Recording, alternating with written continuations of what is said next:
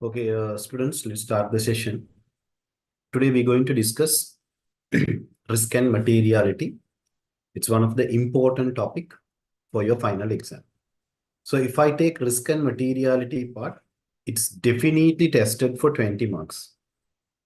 So risk and materiality both can be tested together most of the time.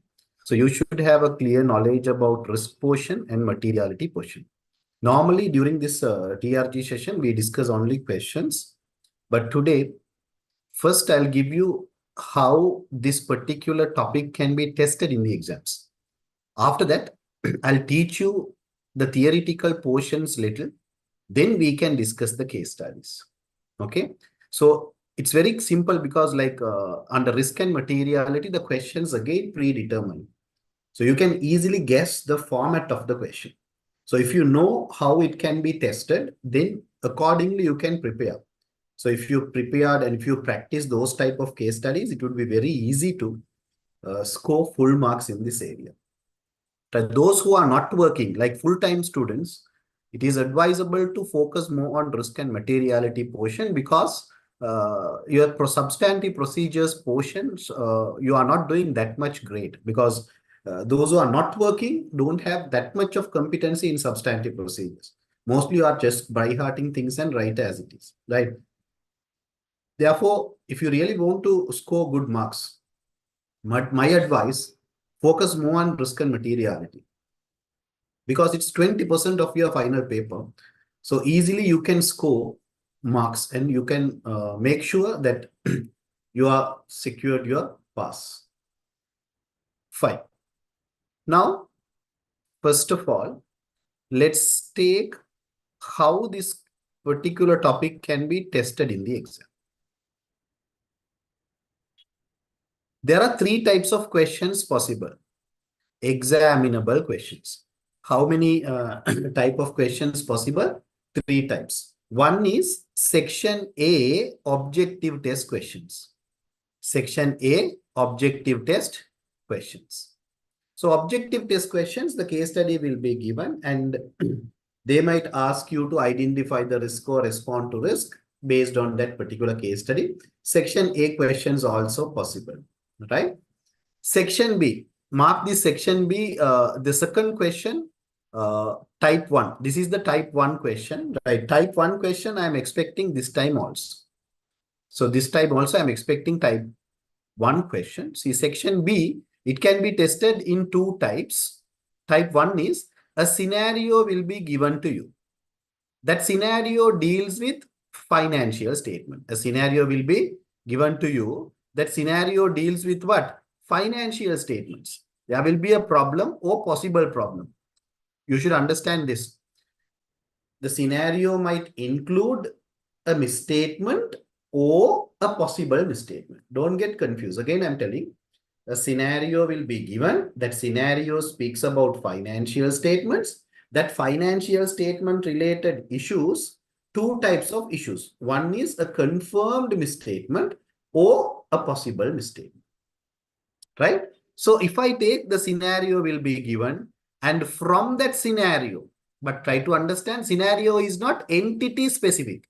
That scenario is not related to organization. Scenario is related to organizational financial statement.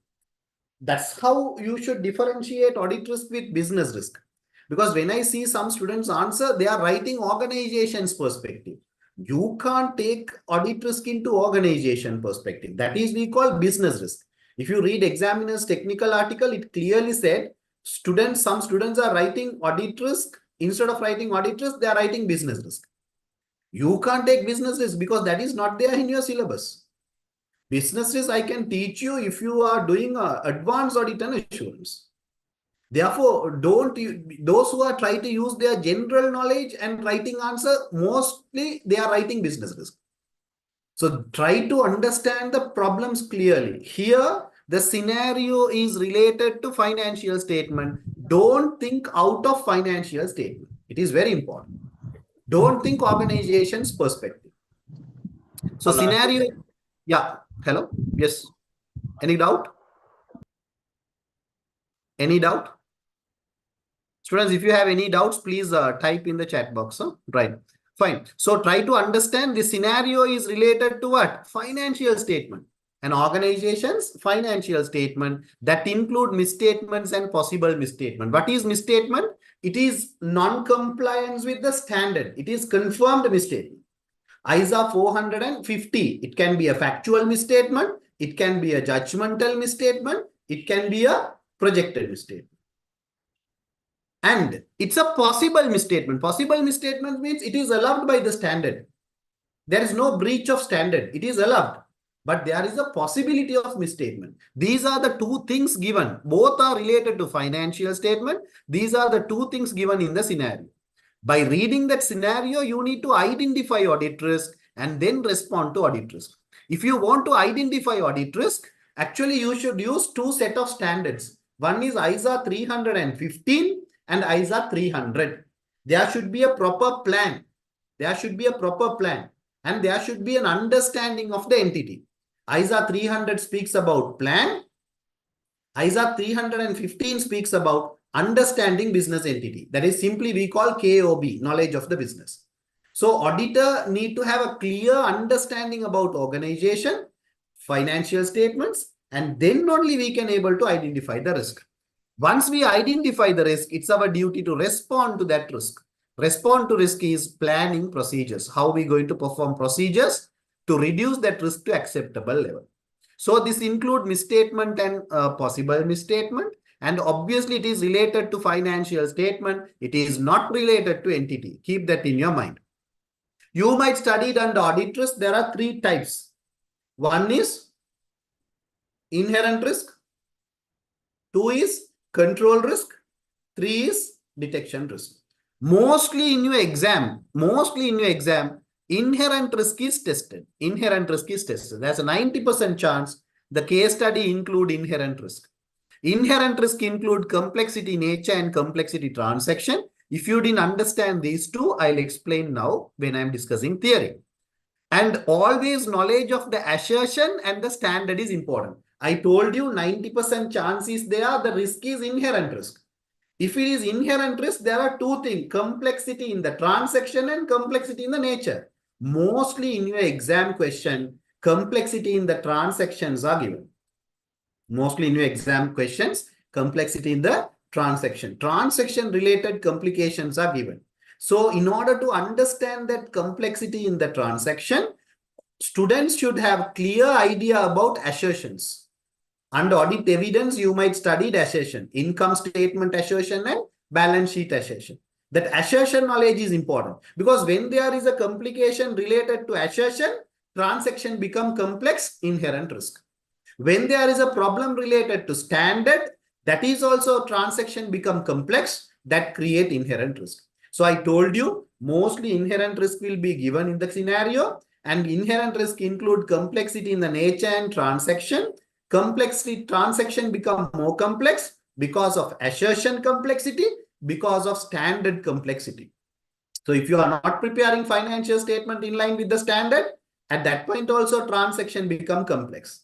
When you are preparing financial statement, if you are not complying with the assertion, that also create transaction more complex. So you should have clear knowledge about the assertion. You should have clear knowledge about the standard. So these are the basic 4 points you should remember when you are doing this type of audit risk question. And also there is a third type of question. This question is little complicated. Instead of complicated, I can say it is not difficult. It is easy, but 1 minute.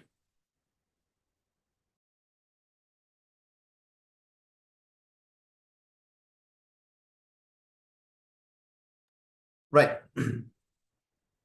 There was a question. Sir, can you explain about assertion?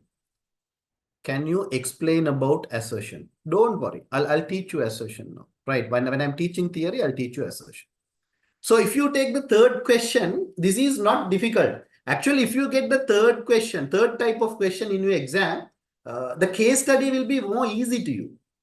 The case study will be more easy to you. There's no complex cases will be given, but it's time consuming. It's time consuming. Like in your performance management subject, limiting factor analysis, time consuming, but easy. Likewise, here also it is time consuming, but easy. Case study become very easy case study, but more detailed work need to be performed.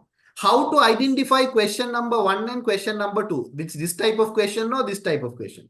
Normally in your audit risk question, financial statement extract is given.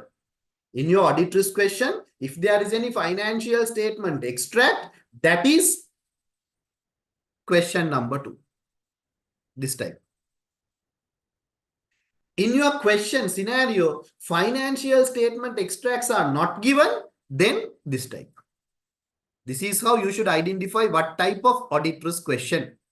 So normally, the third question, financial statement extract will be given. It can be income statement extract. It can be a balance sheet extract. And then they ask you to perform analytical review procedures. Under ISA 520, we studied ARP, analytical review procedures, comparing current figure with previous figure, comparing current figure with industry figure, comparing current figure with budgeted figure in the form of ratios, in the form of trend analysis, in the form of reasonableness test. Right. So what I'm trying to tell you is they ask you to perform ARP, simply ratios, and also they will give income statement and balance sheet extract. Then you need to identify audit risk. Earlier, the second question, what we did, we identify audit risk only from the scenario. But here we need to identify audit risk from both scenario and ARP. We perform ARP, from that ARP and the scenario. From both, we need to identify audit risk. The problem here is how we going to relate scenario with ARP. Because same issue is discussed by scenario and ARP, you can't take it as two different risks. You should merge both together. That is the only difficult thing in this question. How you going to relate analytical review procedures along with the scenario? Then what you should do is you should respond to risk. So this is what tested in your exam. So this is how the exam questions or exam paper will be developed by the examiner. I recommend you all to practice these two questions, at least one question from question number 2, but try to practice more type 1 question. I'm not telling that everyone will get type 1 only. There is a possibility because some students will get ARP questions, some students will get only case study. What I explained, understood. Sometimes you may not understand the concepts. I'll explain the theory in a while. But before that, now you all got a picture how this particular topic can be tested. It is confirmed you will get question 1 or question 2, type 1 or type 2 for 20 marks. It's your duty to prepare for type 1 and type 2 questions. Is it clear, students, what I explained, how this particular topic can be tested? This is how it can be tested. Is it clear? Understood, yes or no?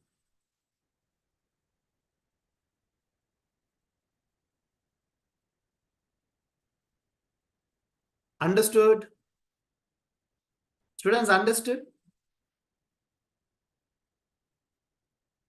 Please copy this. Please copy this. Please copy this.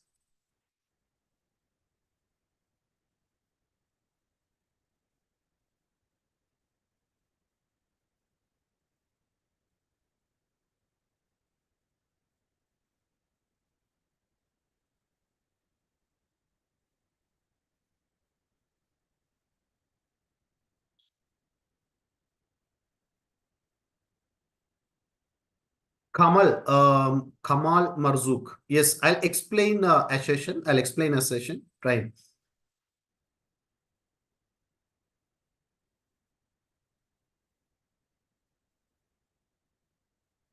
Copied this.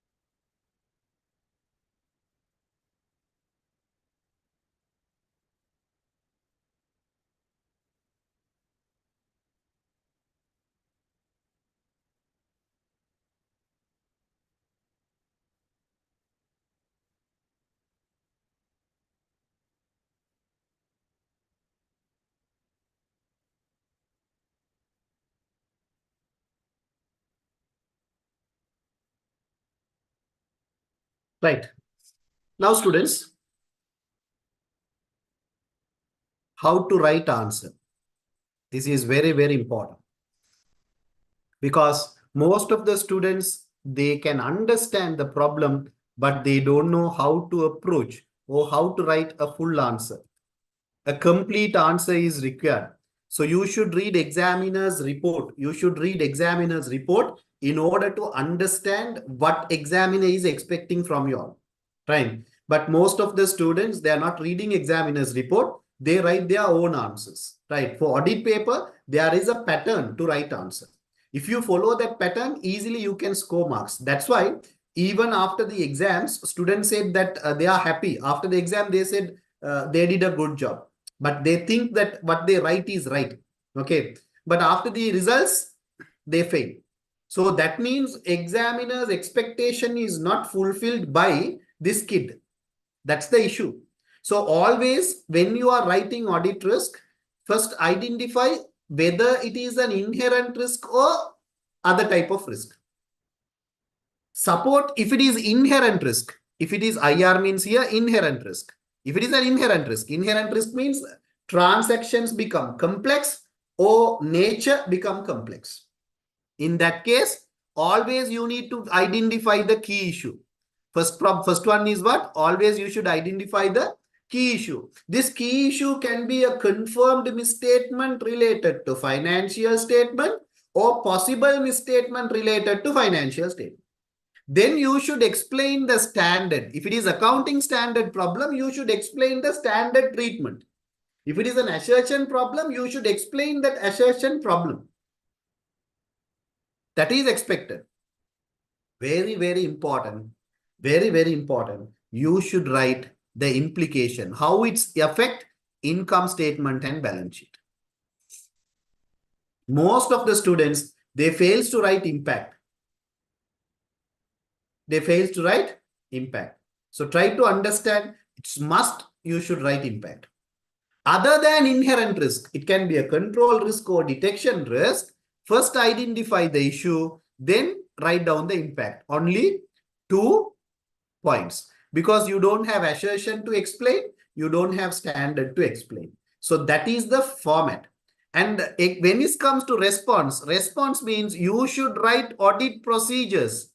In ISA 500, you might study audit procedures, inspection, observation, reperformance, recalculation. All these are we call procedures, planning procedures. When it comes to performance stage, we call test of control. That is also same procedures. Substantive procedures, that is also same procedures. This is we call procedures at performance stage. And also we perform procedures at completion stage. That we call completion procedures. At going concern, we do procedures. Subsequent events, we do procedures. All those procedures we call completion procedures. So planning stage also we do procedures. That is risk assessment procedures. Performance stage also we do procedures. That is test of control or substantive procedures. Completion stage also we do procedures. That can be subsequent event, overall review or going concern. All these things comes under that. So you should write procedures to reduce risk to acceptable level. But try to understand one thing. When you are taking these audit risk, 2 marks will be given for one risk. 1 mark for procedures, 1 mark for the issue. 1 mark for the procedures and 1 mark for the issue. So if you write the risk properly with the impact, you will get 1 mark. Procedures, you will get 1 mark. Therefore, you should write proper procedures because otherwise you are losing 1 mark. Even if your risk is right, still your procedure is wrong. Only 1 mark that you can score here. This is how you should write answer for audit risk and the response. Is it clear, students? Is it clear? Is it clear? Answer structure. Understood?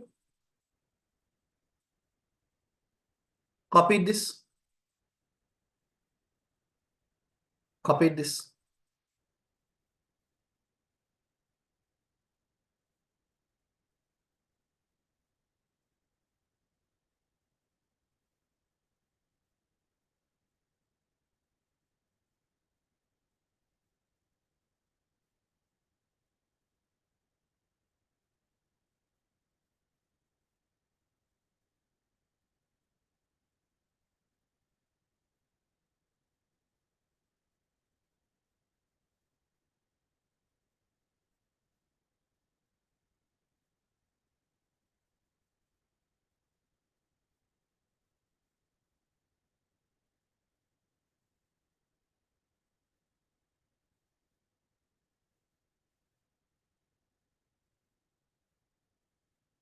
Copy this.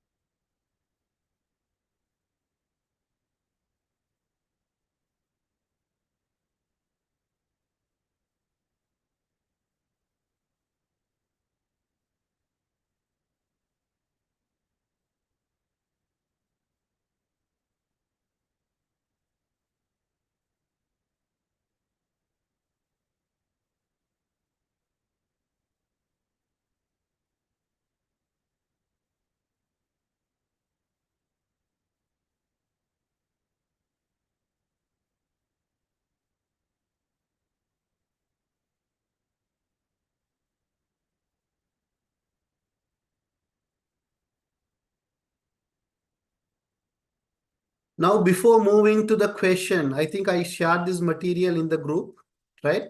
Before moving to this question,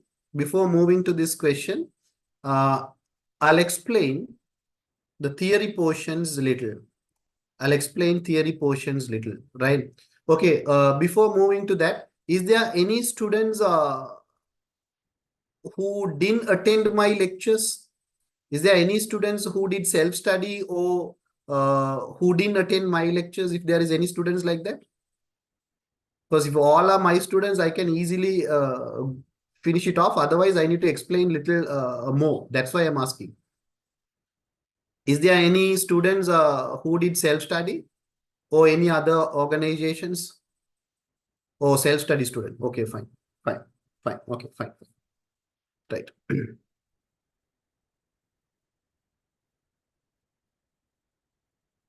Okay. Kamal, you from Sri Lanka?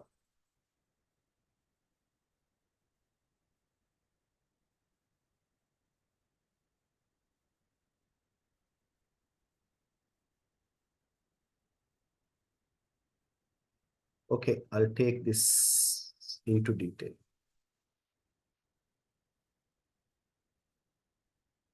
Okay, fine. So I'll take it in detail. First, we'll take risk. What is risk? Risk is simply defined as chances of providing inappropriate opinion. Chances of providing inappropriate opinion. That is what called risk.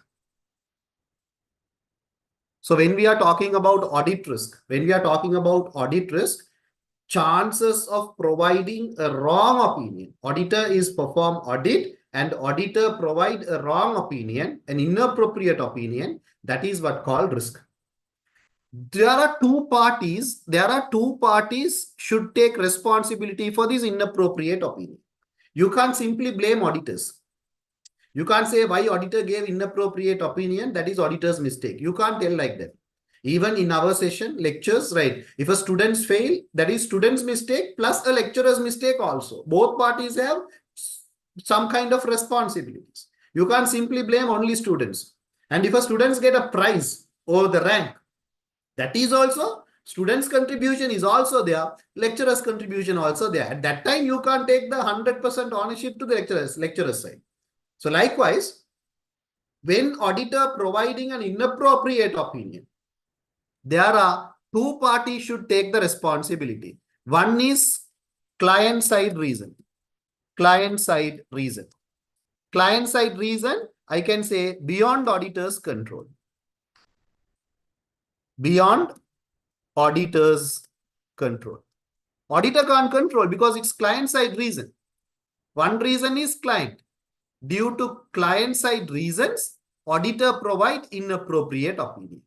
The second reason is auditor's side reason.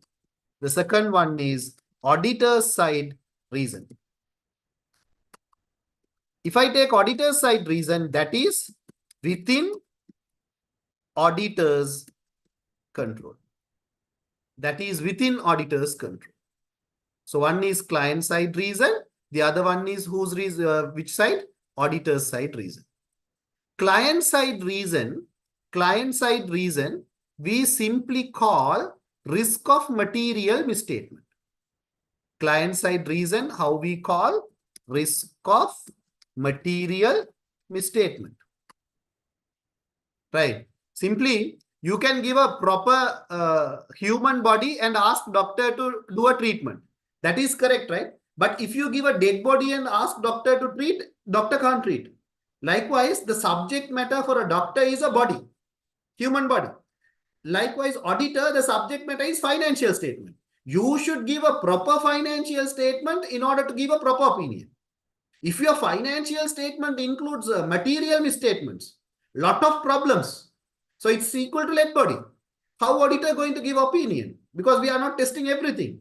So there are a lot of problems in the financial statement that prepared by management. So it's come from the client side. It is beyond auditor's control. That is simply we call risk of material misstatement. This risk of material misstatement include two things. One is inherent risk.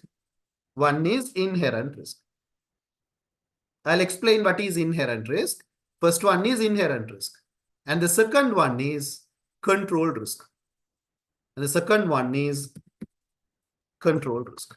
So there are two types of risk. One is inherent risk and the second one is controlled risk. Both comes from which side? Client side. Inherent risk is also come from risk client side. Control risk is also come from client side. Both create risk of material misstatement. That is auditors beyond control. Auditor can't do anything. As a result of that, auditor provide inappropriate opinion. There is a high chance. There is an uncertain situation. That is the risk faced by the auditor. When we are auditing a client place, in that client place, all our chartered accountants, our inherent risk is low. Risk of material misstatement is low. By that, our audit risk is low. So one reason is client side reason that include inherent risk and what? Control risk. Now I'll explain what is inherent risk. What is inherent risk?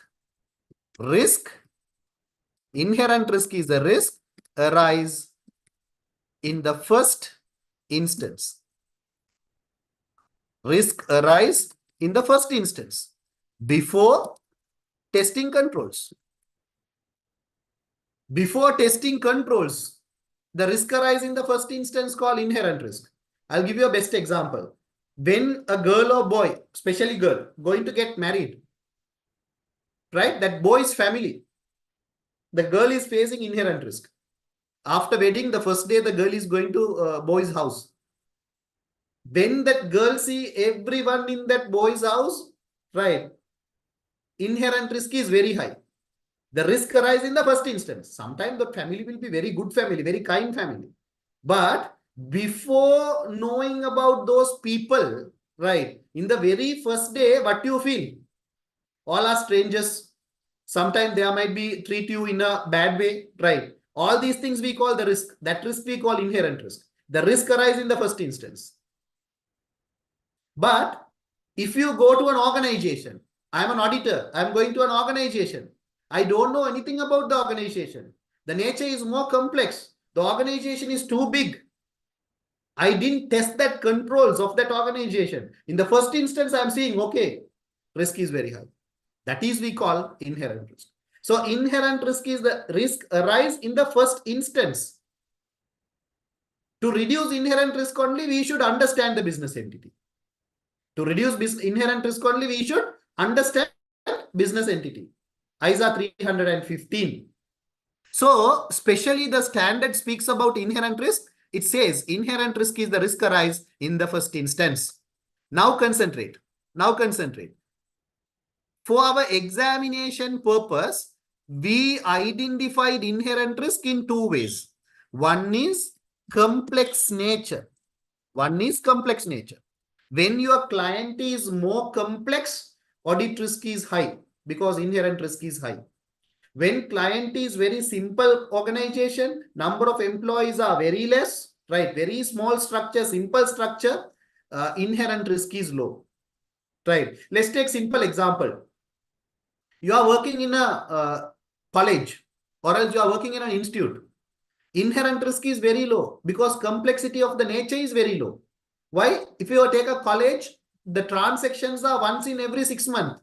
India once in every 3 months. ACCA college in India, they are doing 3 months program. Sri Lanka, we are doing 6-month program. So once in 6 months or once in 3 months only, we are getting cash inflow. The same thing, let's compare with a hotel. Hotel is operating for 24 hours. All 24 hours transaction is happening. Therefore, comparing with a hotel, institute is less risky. Comparing with a hotel, institute is less complex. So inherent risk is less in institute. Inherent risk is more in a hotel. Why? Transactions nature is more complex. You can't change the nature of client. That is not auditors. That is not within auditors' control. That's why we are telling when nature complexity was there, risk of material misstatement is very high. Inherent risk is very high. The second thing is transaction become more complex. That I can say complex transaction. Complex transaction. Let's say the client place, there was an accountant. That accountant do not have any professional qualifications. There was an accountant who prepare financial statement, but that person do not have any qualification. If that person do not have any qualification, if he prepare financial statement without knowing a standard, without knowing assertion, that person prepared financial statement. That person don't know as per IAS 2, inventory should be recognized cost or NRV, whichever is lower. That person don't know IAS 16 property plant and equipment standard said initially you should recognize property at cost. Subsequently, you can recognize either cost or revaluation mode.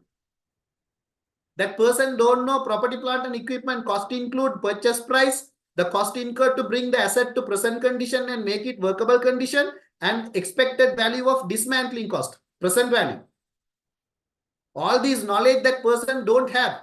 That person is preparing financial statement. As I said earlier, it's like a dead body. That financial statement consists lot of risk of material misstatement. That result, high audit risk. So normally the standard said, when this transaction become more complex, one is lack of accounting standard knowledge. Lack of accounting standard knowledge. When someone who responsible to prepare financial statement, do not have accounting standard knowledge, that result, financial statement consists more misstatements. Again, the transaction become more complex when that person do not have lack of knowledge related to assertions. Lack of knowledge related to assertion. When we don't have sufficient knowledge related to standard, sufficient knowledge related to assertion, obviously the risk of financial statement, risk of material misstatement is very high. Who preparing financial statement? Management. So audit risk, one reason is management. That is what called inherent risk. As I told you earlier, in your exam students, there is 100% confirmed. 90% of your cases include these two. Either standard problem or what? Assertion problem. That create risk of material misstatement, inherent risk, by that audit risk. So this is what we call client side. One reason we call it as inherent risk. Inherent risk. Up to now understood what I explained? Students, up to now understood what I explained? Are you comfortable with my explanation?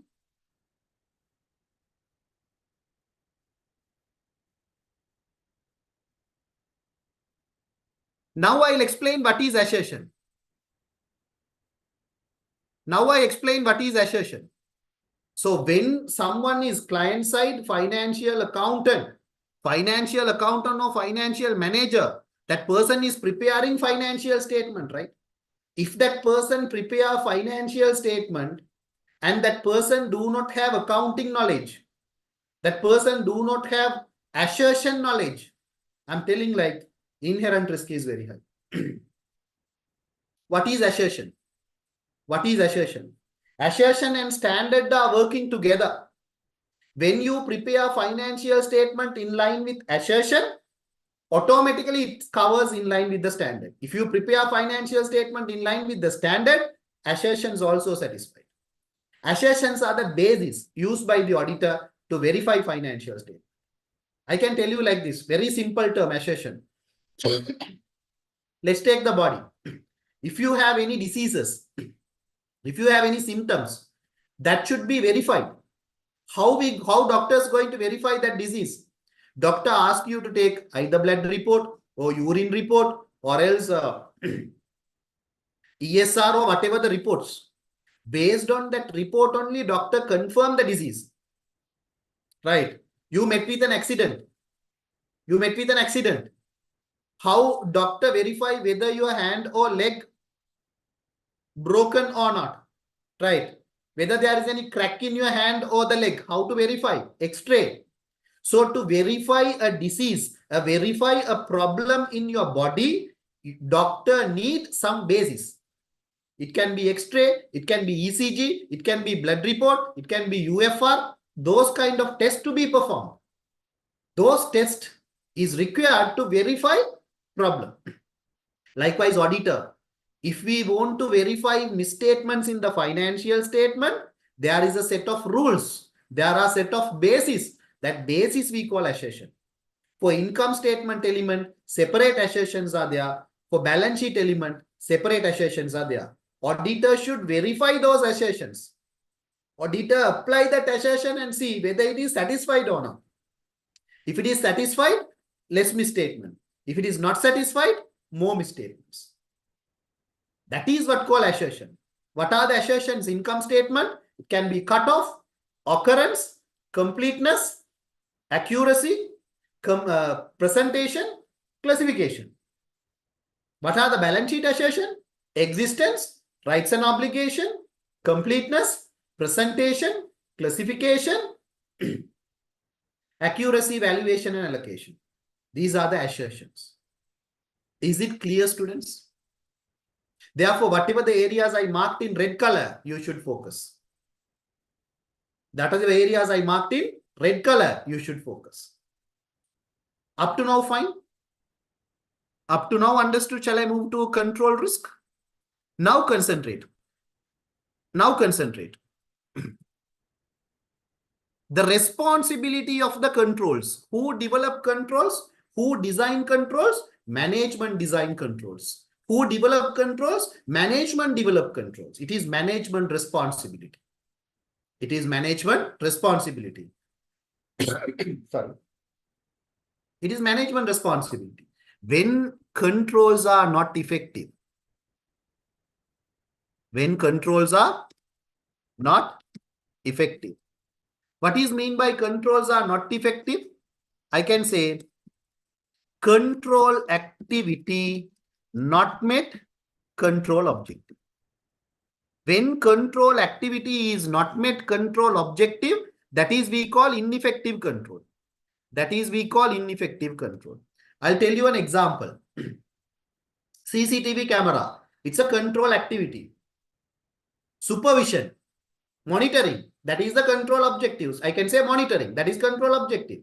If CCTV camera is looking upwards, control activity exists, control objective not satisfied. That is called ineffective control.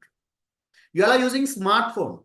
In your smartphone, let's say your password is 1234. Password is control activity. Privacy is control objective. If your password is 1234, that is ineffective control. Why? Control activity not met, control objective. Likewise, there are a lot of controls related to financial statement. Controls is a broad area. But there are controls related to what? Financial statement. Those controls are ineffective means risk of material misstatement is very high. Risk of material misstatement is very high. For example, bank reconciliation statement. Bank reconciliation statement is a control. If entity do not prepare bank reconciliation statement, it is a financial control failure. What will happen? Cash and bank is subject to misstatement. Cash and bank is subject to misstatement. Sorry. Another control, trial balance. If the trial balance is not verified properly, trial balance agreed means you can't say there is no errors. Error of commission, error of principal entry, right? Composition, right? Likewise, there are a lot of errors. So that will result financial statement misstatement. Another example, asset register. Fixed asset register is a control. When an entity is not maintaining or not updating fixed asset register, your depreciation is subject to misstatement. Your property, plant and equipment is subject to misstatement. And another control, let's say thumb authentication or else face recognition of an employee, login, logout process. If that login, logout process or when you are coming inside the organization and when you are leaving organization, that process attendance should be supervised. If that attendance is not properly supervised, like you have a swiping card, there is no one to monitor. So one person can swipe 10 people's card. Control is ineffective. Wages and salaries misstated. Cash and bank misstated. All these are financial statement related controls. So when controls are not effective, again, the risk of material misstatement is very high. By that, inherent risk is high, right? But commonly identified control problems in the case studies are bank reconciliation, control accounts, right? Example, bank rec. Example, bank rec. If the bank reconciliation is not reconciled means it's a control failure that affect risk of material mistake. So these two comes from client side that create risk to financial statement, risk of material misstatement. By that, auditor's risk is very high. Chances of providing inappropriate opinion is very high. What I explained from client side, understood? What I explained from client side, understood?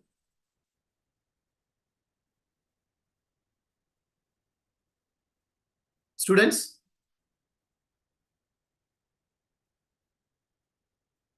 From client side reasons, do you have any questions?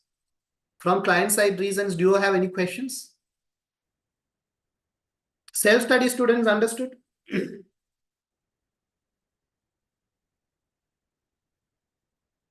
Is it clear? What we discussed here, understood?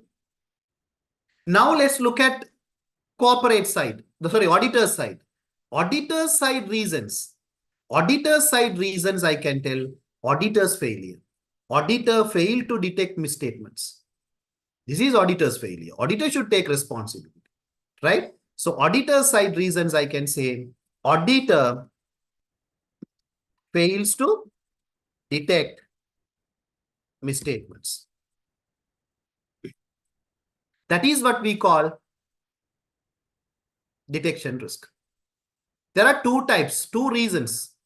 One is like inherent and control. Detection risk is one is sampling risk. Sampling risk. You all know ISA 530. 530, yes. ISA 530 speaks about sample. The sample need to be a representative sample. The sample need to be a representative sample. What is representative sample? The conclusion that we derived, the conclusion that we reach from the sample should be equal to total population. I'm taking a conclusion based on the sample. If I test entire population, the same conclusion I should take. That is what called representative sample. Best example is blood check. Blood checkup. 5 milliliter blood, the results is same if you take entire blood. The best example is blood sample. DNA sample. All these are representative sample. Sorry. All these are representative sample. When auditor's sample is not representative, right? When sample is not representative, it will create sampling risk. It will create sampling risk. So auditor fails to create or auditor fails to identify representative sample. By that, sampling risk is very high. That's why largest organizations always, largest listed companies always go behind Big Four, KPMG, EY and all. Why? Because they are not selecting sample manually. They select sample through system. If I take Ernst & Young, EY random. So when you are moving towards a systematic sampling method through the systems, sampling risk is very low. Detection risk is very low. Manually, if you try to select a sample, sampling risk is very high. Why? There is a high chance that sample become not representative. Is this clear? Is this clear, students? Sampling risk. Is this understood?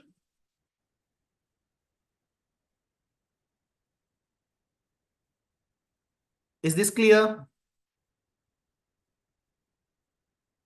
Now, representative sample means sample selection through CAT, computer assisted audit technique. No, CAT is a procedure. Sample, I can say, we can select a sample through IT controls, application controls. CAT is a procedure, application control force, right? Sir, can you explain representative sample? Representative sample means, let's say, there are 100 items. I am selecting only 10 items. I am testing only 10 items. The conclusion that I get from that particular 10 items should be equal to the conclusion if I test entire 100 items, the same conclusion I should get. So that 10 is representing 100. That is what called representative sample. So if I test that 10 and if I reach to a conclusion, but when I test everything, a separate conclusion comes, means it is not representative. That is what called sampling risk. Is it clear, Archana?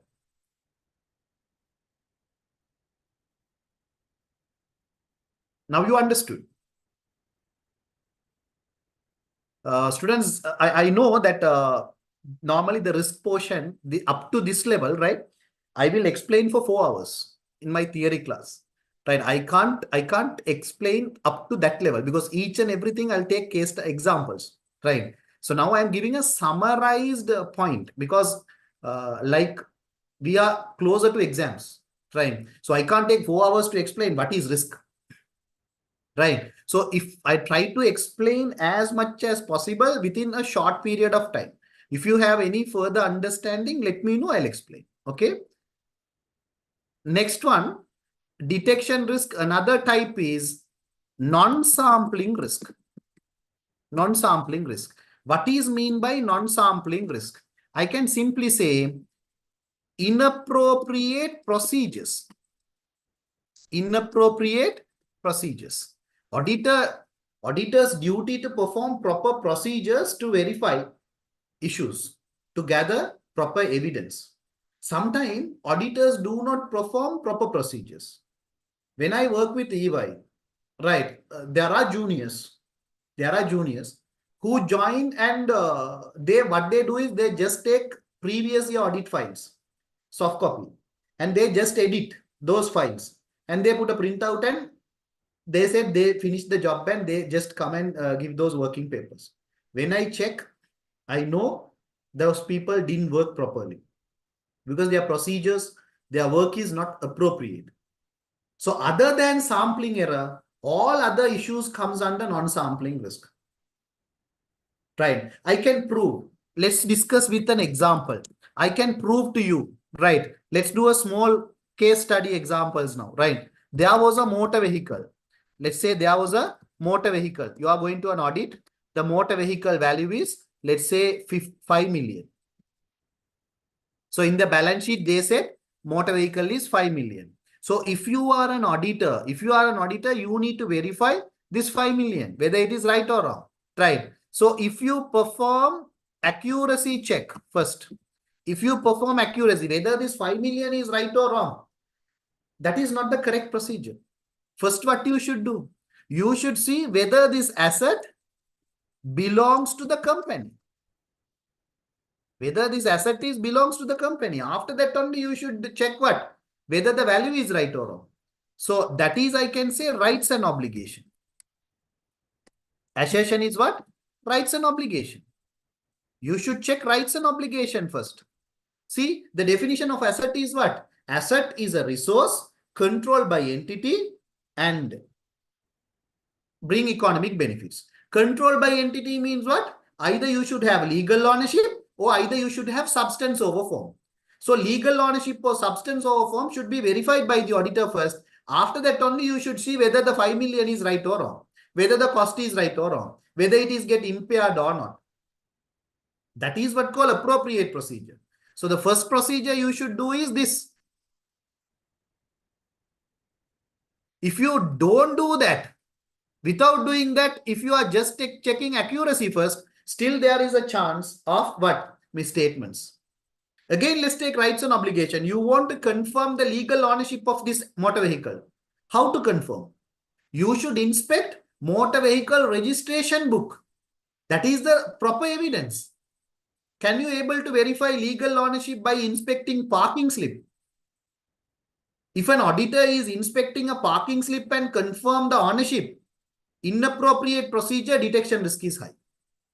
So appropriate procedure should be performed in order to gather appropriate evidence, sufficient and appropriate evidence. That is, we call what? Non-sampling risk. Try to understand one thing, students. There is a high chance you will get inherent risk and control risk. 90% inherent risk and 10% control risk. Most of the case studies when I analyze for last 10 years past papers, examiner assume auditor's detection risk is low. Most of the problems are client-side problems only given in the case study. Is it clear? Now you all understood, students? Audit risk understood? Audit risk understood?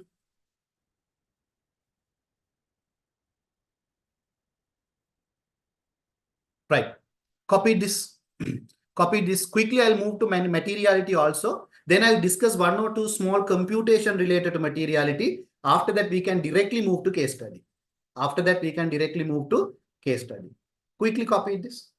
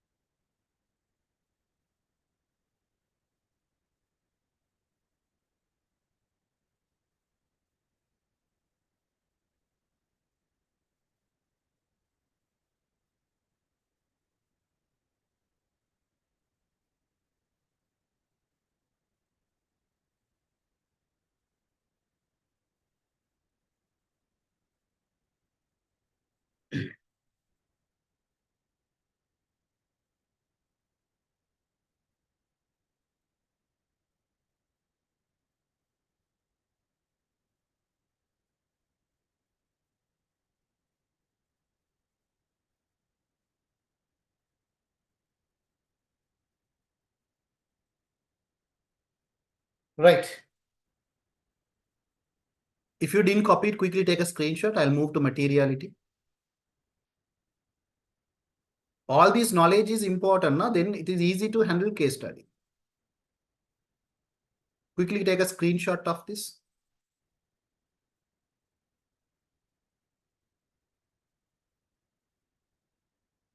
Right. Now, let's move to the concept of ISA 320. This speaks about materiality. This speaks about materiality. You might studied materiality, but let's take this. Materiality defined by the standard. So I'll give that standard definition first because that is very important. Okay. Omission. What is omission? Completely ignored from the financial statement process. Omission or misstatement. Omission or misstatement. Misstatement means non-compliance with the standard. Omission means it is completely omitted from the financial statement. Any omission or misstatement, keep in mind, omission or misstatement. Because when we are discussing audit reporting, right, you need to calculate materiality again. So first, when we are speaking about materiality, you should identify the misstatement because materiality deals with misstatement only. Right? So omission or misstatement individually or in aggregate. Individually or in aggregate. So individually, ISA 320 provide guidelines. Aggregate, ISA 320 is providing performance materiality. That is also I'll explain. Individually or in aggregate, able to influence economic decisions. That's all. So what is materiality? If any misstatement or omission, either individually or in aggregate, if it is able to influence economic decision. How to influence economic decisions? Simply it is influencing financial statement. Misleading financial statement. Financial statement qualitative characteristics are not satisfied. What are the qualitative characteristics? Understandability, relevant, reliability, unbiased. All these qualities get affected. That's how it's influence economic decision. So the people who are relying on that financial statement may take wrong decisions because wrong information is provided. Right? So that's why materiality is matter. So auditor always works on materiality. And auditor decide materiality by looking at two different bases. Right? Material by nature. One is material by nature. Don't think materiality is always amount. Sir, if someone asks to write about what is materiality, this definition is enough. Or need to write complete definition given in the study text. Can you tell me what is the complete definition given in the study text? Complete definition means the wording might be changed. This is the same meaning given there. Right, same meaning, but wording might be different. No need to by heart everything. No need to by heart everything. Just take it simple way. That is enough. You can write answer what you understood. Right. But don't try to change the term. Omission is important. Misstatement is important. Aggregate is important. Influence economic decision is important. Those are the important terms. Those terms should not be changed.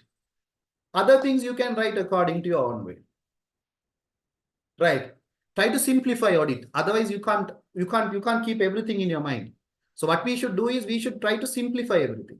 Okay. So this is fine. Don't worry. So material by nature. What is material by nature? Don't think high value is always material. High value is material only. But materiality is decided by nature and by amount. Right. Let's take the second thing is materiality is decided by amount. So one is material by nature, material by what? Amount. Material by nature and material by amount. What is material by nature and material by amount? Amount you all know. 5 rupees is immaterial, 5 million rupees is material. 5 rupees is immaterial, 5 million rupees material. That is material by amount. Right. So if you go and take 5 rupee from your father's pocket, sometime father may not react because his perspective, material is based on amount. 5 rupee, it's okay. 5 rupee, no problem. So he is thinking material by what? Amount. Some fathers, even if you take 5 rupee from father's pocket without informing your father, if you take that 5 rupee, some fathers started to react. That is material to them. Not based on amount, but based on the nature. What is that nature? It is theft. So that father may be reacted because in the nature wise. Yes, you took 5 rupee, but you should inform and take. That is what correct. Without informing, if you take 1 rupee, still I will react only. Why? Because it is wrong. His perspective is nature. Another father, even if you take 5 rupee, it's fine. No problem at all. His perspective is amount. Auditor also same. When auditor decide materiality, auditor is focusing by nature, auditor is focusing by amount. What are the things material by nature? What are the things material by nature? The following matters are material by nature. First one, non-compliance with legality. Any non-compliance, lack of disclosure, material, goodwill, material, related party, material, 1 rupee of related party also material. Why? IAS 24 related party transaction is material. Provision. Most of the provisions, let's keep that aside because there are different arrangements. You get confused otherwise. Right. Fraud. All these are material by nature. All these are material by nature. Material by amount. Material by amount. Standard ISA 320 provide guidelines. Standard ISA 320 provide guidelines. It says if it is revenue, 0.5% to 1%. It's gave as a range. If it is PBT, 5% to 10%. If it is total assets, 1% to 2%. So all these ranges given, it's given as a range. Why it is given as a range? Because here we're going to relate with audit risk. See, I'll take only PBT here. 5% is lower threshold, 10% is higher threshold. More than 5% is material means you are testing more items. More than 10% material means you are testing less items. How to decide whether more than 5% material or more than 10% material? That is correlated with audit risk. When audit risk is high, I should test more items.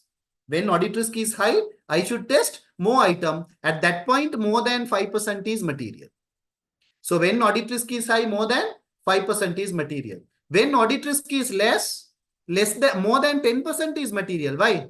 When audit risk is less, no need to test more items. Less items is enough to test. So more than 10% become material. Let's forget about the percentage. More than 5 rupees is material if audit risk is high. More than 10%, 10 rupees material, audit risk is low. But examiner clearly told, always assume audit risk is high. In your exam, always assume audit risk is high. Therefore, more than lower threshold is always material. If you take revenue, more than 0.5% is material.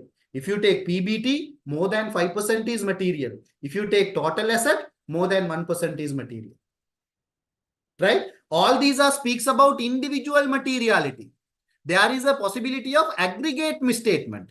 To avoid aggregate misstatement, standard telling ISA 320, auditor can test any amount. Sometimes 2%. More than 2% auditor can test. More than 3% auditor can test. That is auditor's judgment to avoid what misstatement? Aggregate mistake. Performance materiality is decided by auditor according to his own judgment to avoid aggregate misstatement. Individual misstatements, the standard provide guidelines, the thresholds are given here. I'll explain you with a small case. Then you will understand. See here, example, fine. Students, if you feel that I'm explaining too fast, I'm trying to cover everything, no? Right. Later, the recordings is available. Keep those recordings and watch those recordings later. Reason, all these things I'm up to now, what I explained for 6 hours. So 6 hours things I'm trying to summarize within 1 hour. Trying. So therefore, you can keep that recording, so it's available in the YouTube. So you can see those things later, slowly, right? So try to concentrate more because it's very important. Let's say a particular company's year end, 31st December 23. Particular company's year end is 31st December 23. PBT is 100. Okay, make it 1 million. PBT is 1 million. Profit before tax is 1 million. During the period, research cost capitalized. During the period, research cost capitalized 2 million. Research cost capitalized, right or wrong? Research cost capitalized, right or wrong? It is wrong. IAS 38 standard said research cost cannot be capitalized. It should charge to income statement. So it's a misstatement. So first what you should do when we are talking about materiality, first we should identify the misstatement. So it is a misstatement here. Now we need to see whether it's an individual misstatement. Whether this misstatement can able to influence economic decision or not. That I should see. So let's say it's a misstatement, non-compliance with standard IAS 38. Now let's see 2 million divided by, oh my God, it's 10 million. Huh? Sorry. 2 million divided by 10 million into 100. What is the percentage, students? 2 million divided by 10 million into 100. What is the percentage? What is the percentage? What is the percentage? 20%. So what it means? This particular misstatement individually can able to influence 20% of income statement. 20% of income statement, comma, 20% of balance sheet. That's why we took PBT. If I take revenue, only income statement. If I take total assets, only balance sheet. If I take PBT, both income statement and balance sheet. Right? So it can able to influence 20% of income statement, 20% of balance sheet. Material or immaterial? It is material because audit risk is, we are assuming audit risk is high. More than 5% is material, but here it is 20%. Therefore, it is material to financial statement. Material to financial statement. Sometime you might ask, why sir materiality is given along with audit risk? It should given along with audit risk. Why? Because what is the term? Risk of material misstatement. When the misstatement is material, audit risk is high. Here, misstatement is material, audit risk is high. It is come from client side. That is the reason why risk and materiality is given together. Is it clear, students? What we discussed, understood?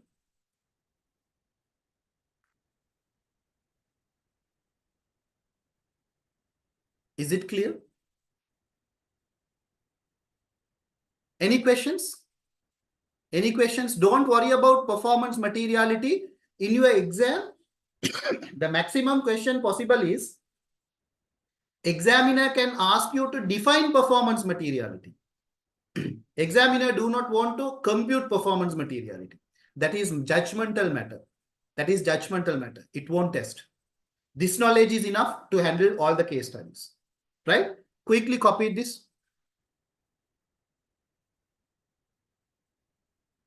Quickly copy this.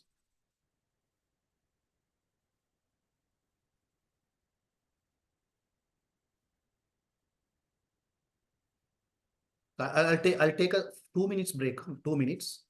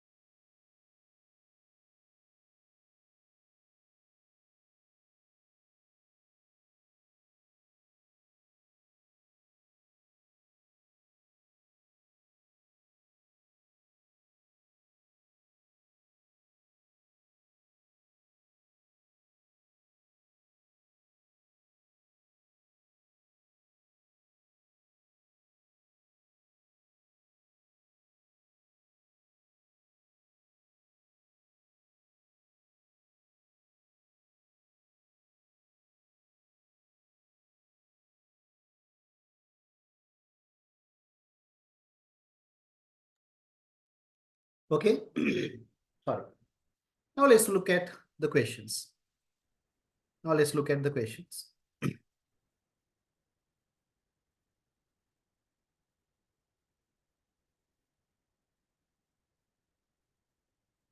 If you need, I can share this Word document, same questions, but with some, I added some points, right? I can share this after the session.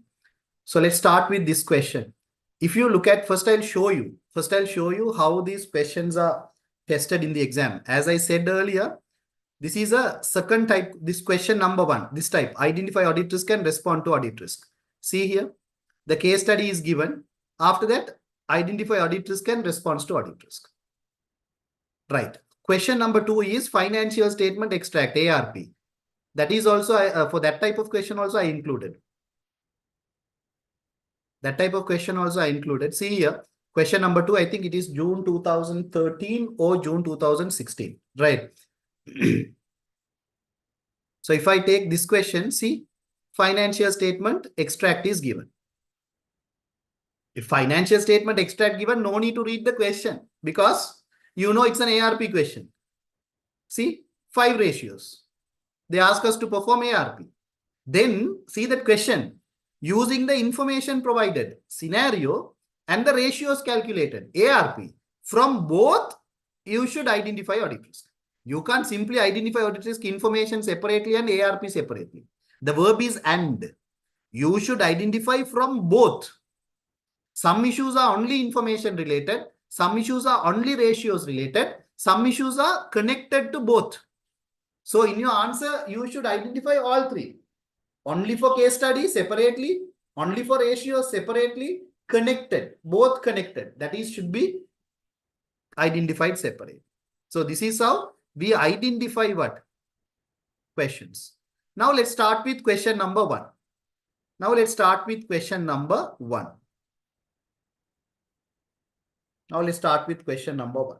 Fine.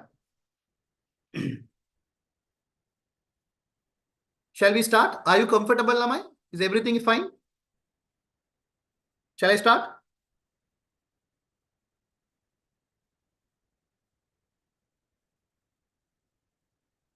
Do you all have any questions? Shall I start this question? Answers are provided. Don't look at the answers. Right. I gave the answer. Don't look at the answer. Those answers are like, again, one more thing. If you look at examiner's answer, that answer is 100% answer. But we need only 50%.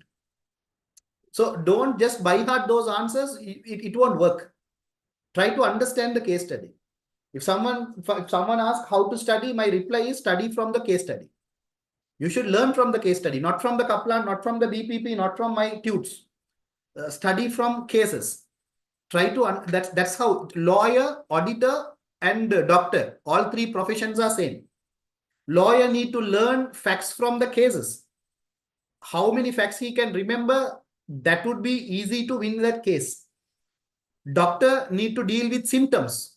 How much of symptoms, how much of patient that doctor deals with, that he becomes expert in that. Auditor, audit exam, you should do case studies. So try to learn from the case study because it is not theory paper, 100% application paper, right? So now let's move with that question number 1. You are the audit supervisor of C and Company. You are the audit supervisor of C and Company. Planning your audit of your client. S. Manufactures cleaning products. It's manufactures cleaning products. Its year end was 31st July 2006. 31st July 2006 is important. That is year end. Why I am telling year end? Cutoff point. One assertion is cutoff. What is cutoff? Transactions are recorded in the correct accounting period. Always try to identify what? This particular year end, that is the cutoff point. Because if there is any issues given related to IAS 10, what is IAS 10, students? What is IAS 10? Anyone? What is IAS 10? Yeah, events after reporting period. So if there is an issues given events after reporting period IAS 10, you should know the year end first. So year end is important. I just marked as cutoff point, right? This is added by myself, right? Not in the question. Mark it in separate color. And the draft profit before tax is 33.6 million. Why they gave profit? To calculate materiality. But I'll tell you one thing. In your exam, no need to calculate materiality. All the audit risk questions, they didn't ask us to calculate materiality, but AAA, Advanced Audit and Assurance, definitely we should compute in detail. Okay. Here, that portion is not important for us. You are supervising large audit team for the first time. Large audit team. You are handling large audit team for the first time. And will have specific responsibility for supervising and reviewing the work of audit assistants in your team. Right. I don't know how many of you all identified this. This part comes under ISA 220. Quality control. You might study quality control, ISA 220, individual quality control and firm level quality control. So quality control includes, first one is leadership, engagement, ethical requirement, acceptance, engagement resources, engagement performance and monitoring. Under engagement performance, there should be a direction, there should be a supervision, there should be a review. Here, you are supervising and reviewing audit assistants' work. So you perform individual quality control here. That you should understand. So this lens is important. When you are reading a case study, you can able to match that particular point with the theory that you understand, that you study. Okay. So that is related to a quality control matter, right? Probably in this question, part 1 is ethical law, quality control related question. That's why they gave this. S company purchase most of its raw material from supplier in Africa, and these goods are shipped directly to the company warehouse, and the goods are usually transit up to 3 weeks. So transit period is 3 weeks. Let's say the year end is 31st July. 30th July, if I put the order, definitely goods will received after 3 weeks. There is a cutoff problem. What is cutoff problem? Transaction should be recorded in the correct accounting period. But if I ordered goods in 30th July, there is a possibility that I might include that under current year purchase. Sometime I might include under next year's purchase. Right. So there is a cutoff issue. You should check the obligation first. At which point the obligation is satisfied. If I put the order on 30th July, which point obligation satisfied? If the obligation is satisfied in the 30th, it is current year. If the obligation is satisfied in 31st, it is current year. If the obligation is satisfied 1st of August, it's next year. So therefore, there is a risk of cutoff here. There is a risk of cutoff. So probably if it is taking 3 weeks, suppose if I recognize next year's one to current year, my inventory overstated. Now you should apply professional skepticism. Practically think from client side. Will they recognize current year stock to next year or next year purchase to current year?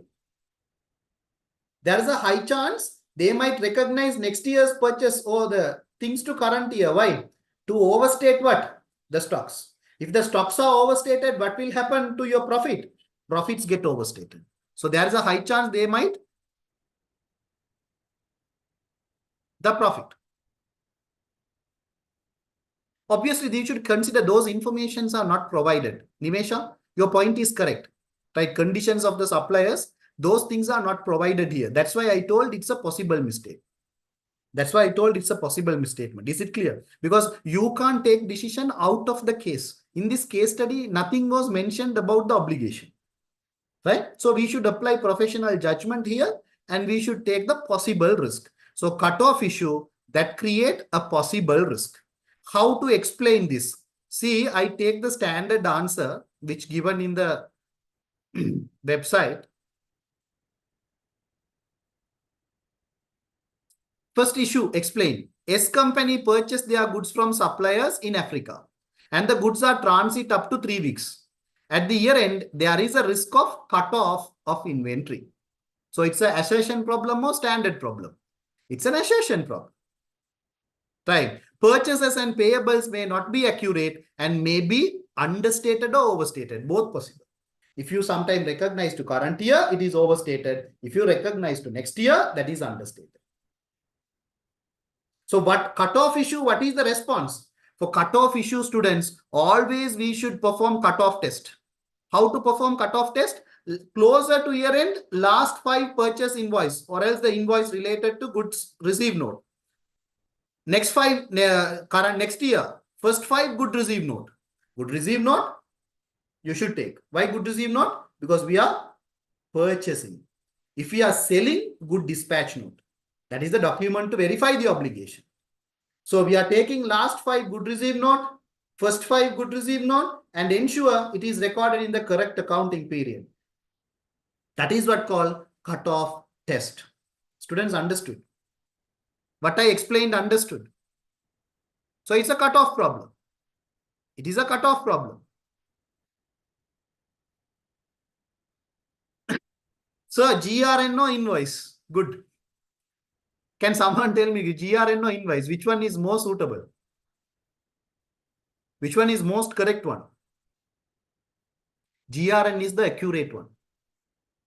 GRN is the accurate one. But in some answers, they include invoice also. Some answers, they include invoice. Invoice is generated once the obligation is created. Obligation is created once the goods are accepting. When you are accepting the goods, at that point, obligation is created. Once the obligation is created, only they send purchase invoice. So GRN is the solid answer.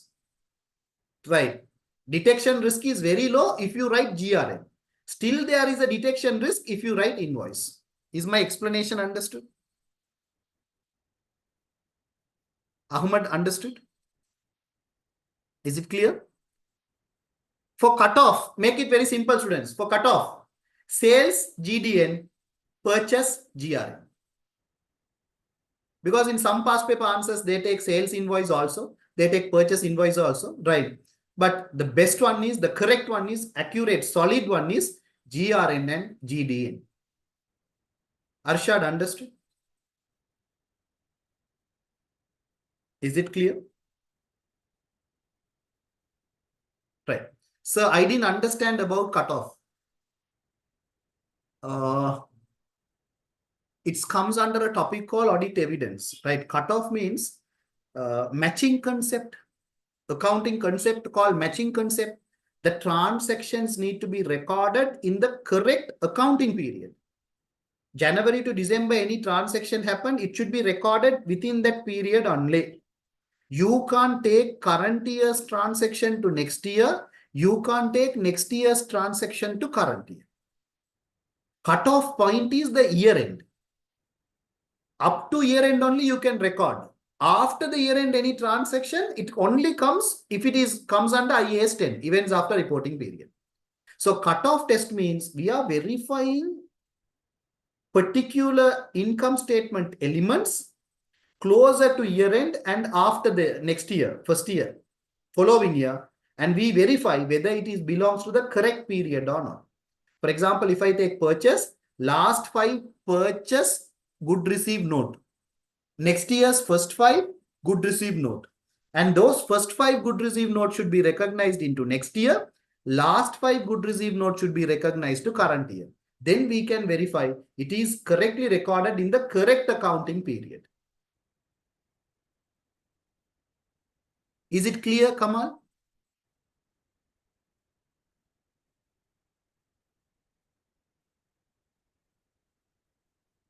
Please go and study ISA 500. Very important, na? Because these are, if you didn't understand assertion means you can't write substantive procedures, completely out. And you can't write audit risk, completely out. And you can't perform test of control also to some extent. Therefore, the chapter called audit evidence. Under audit evidence, sufficiency, appropriateness, then audit procedures, then IT controls, then sample, then written representation, then relying the work of others, and assertions. All these things are there in that chapter. Please go and study that part clearly. Right. And still, if you have any problem on that particular understanding, right, I'll give my email address, right? Drop me an email. I will explain to you separately. Okay, I'll share a Zoom link and I will explain to you that part from the beginning if you can't understand that questions. Right? Fine. Now, I'll come to the next point, next paragraph. The company has incurred 1.3 million expenditure on developing a new range of cleaning products which are due to be launched into marketplace in November 2006. It is internally developed product going to launch in the marketplace. So it's a development stage. It's in the development stage. So as per IAS 38, development cost can be capitalized if the capitalization criteria is satisfied. The capitalization criteria satisfied, you can capitalize. If the capitalization criteria is not satisfied, you should charge to income statement. That knowledge is important. IAS 38 intangible asset. When marketplace in November 2006. November 2006 is when?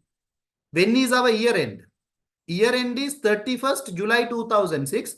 November we going to place in the market, which means August, September, October, 3 months ahead. There are 3 months is there to launch this. In September, July, August, September, right? S company also in September 2005, S company also invested 0.9 million, a complex piece of plant and machinery as a part of development process. The full amount is capitalized. This 0.9 million, the full amount is capitalized.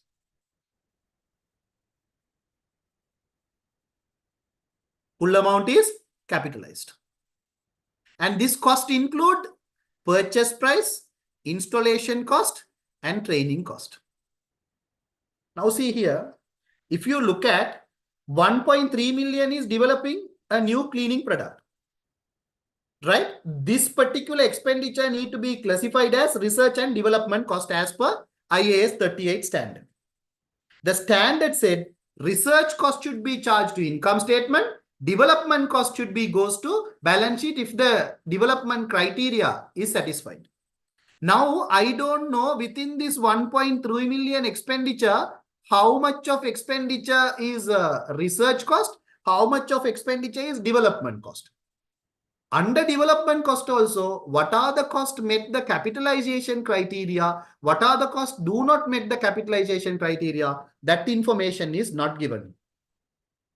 So there is a possibility research cost or the development cost which is not met the criteria also classified as development cost. In that case, your intangible asset is also overstated. By that, your profit is also overstated. Therefore, it's a classification problem. And also it's a standard problem, IAS 38. What I should do is, as a response, make it very simple. That expenditure 1.3 million was there. When there is a classification problem, answer is this only. You should meet the client, ask client to provide the detailed breakdown of 1.3 million. Ask the client to provide detail. Abdullah, I'll come to that point. I'll come to that point separately. Right. So that 1.3 million, you should ask them to provide detailed breakdown. 1.3 million, you should ask to provide what? Detailed breakdown. With the nature of the expenditure. Entire 1.3 million breakdown should be given. And after taking that breakdown, you should look at the nature. In that nature, you should see whether it is belongs to the research cost, whether it is belongs to development cost. If it is belongs to development cost, whether it is satisfied the condition or not. That is one risk. Comes under IAS 38. Comes under IAS 38. So 1.3 million problem, that is comes under IAS 38. Students, is my explanation understood? Is my explanation understood?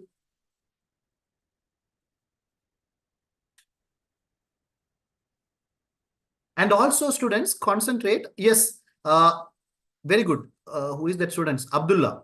1.3 million, 0.3 million is the material. Let's take 1.3 million separately and 0.9 million separately. Two problems are here. Okay. So the one problem is 1.3 million issue, right? The second one, I'll take this. In September 2005, S company also invested 0.9 million in a complex piece of plant and machinery as a part of development process. This 0.9 million is not development cost. 0.9 million is not development cost. To develop a product, you need to use the machinery, right?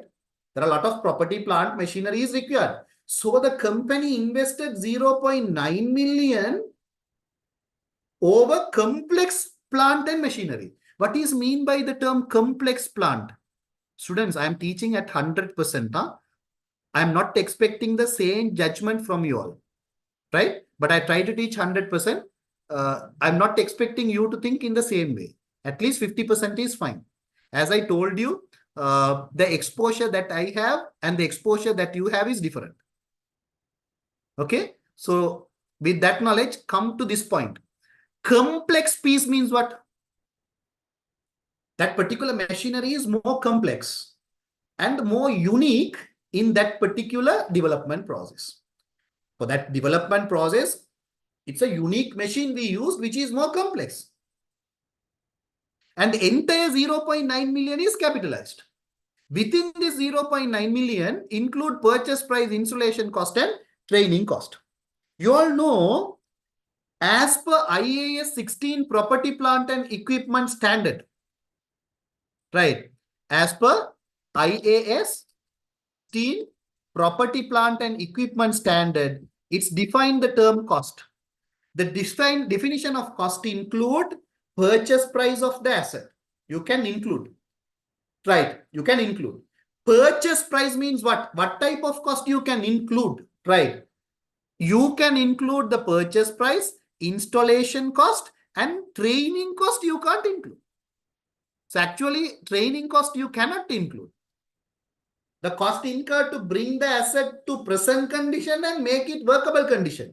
That include the installation cost. That include the purchase price. That include the legal cost. That include the transportation initial cost. But it not include the training cost. Training cost should be charged to income statement. Training cost is charged to income statement. Therefore, it is non-compliance with IAS 16 property, plant and equipment cost definition. Actually, the cost is overstated. I don't know how much training cost, but the cost is overstated. If the asset overstated means what happens? The depreciation you charged is also overstated. The depreciation you charged is also overstated because what happened? Simply you are charging more depreciation. You got my point? So by two impact here, one is profit overstated because training costs need to be charged to income statement, but you removed it from income statement and put it to balance sheet. By that, your profit overstated. Another impact is what? Incorrect depreciation. Incorrect depreciation. Your depreciation is also wrong. Because depreciation methods are reducing balance method and straight line method. Under straight line method, cost minus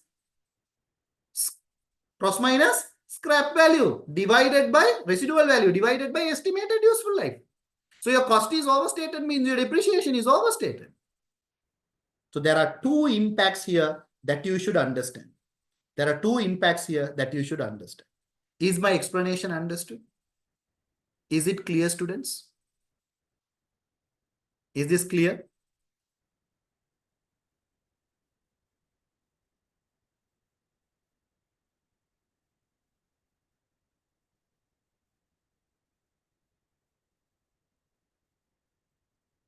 Now concentrate. Now concentrate. Now concentrate. One more issue I can take it here. Sir, can we make depreciation?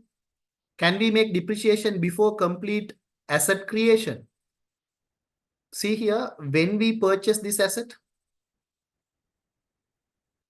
when we purchase this asset, this your point is correct. Your point is correct. If this 0.9 million is development cost, this 0.9 million is not development cost. To do that development, we purchased a plant and machinery. Plant and machinery is purchased in September 2005. That plant is used for this development. That's why I'm telling depreciation. If it is a development cost, once it's capitalized only, you can charge. Understood, Saravanan? You got my point, right? What I'm saying? Correct. Now, students, I'll tell you one more thing. I'm telling one more thing. If you understood, take it. Otherwise, leave it. If you understood, take it. Otherwise, leave it. Okay. Here, see, what is the amount of investment here? Yeah, exactly. Depreciation also to be capitalized. What is the investment here? Sorry. What is the investment here? 1.3 million expenditure to develop the new project. And the company is invested 0.9 million in the plant and machinery. In this story, they didn't mention how this 0.9 million is invested. Therefore, I am not taking that as an audit risk. But suppose if they mention this 0.9 million is taken through a bank loan. Suppose if they mention this 0.9 million is taken through a bank loan. Two more problems to be discussed. One is when we are taking a bank loan, it's a classification problem. It's a classification problem. First 12 months is current liability. More than 12 months is non-current liability. You should think in that perspective. The second thing is IAS 23 borrowing cost. When we invest in a qualified asset, the interest can be capitalized. The interest can be capitalized if it is a qualifying asset, if the conditions are satisfied. So if the single word, that 0.9 million, they are saying it's a loan, then you can take two more audit risk here. One is classification, two is IAS 23 borrowing cost. Exactly, yes. Accuracy of interest is correct. Accuracy of interest is correct.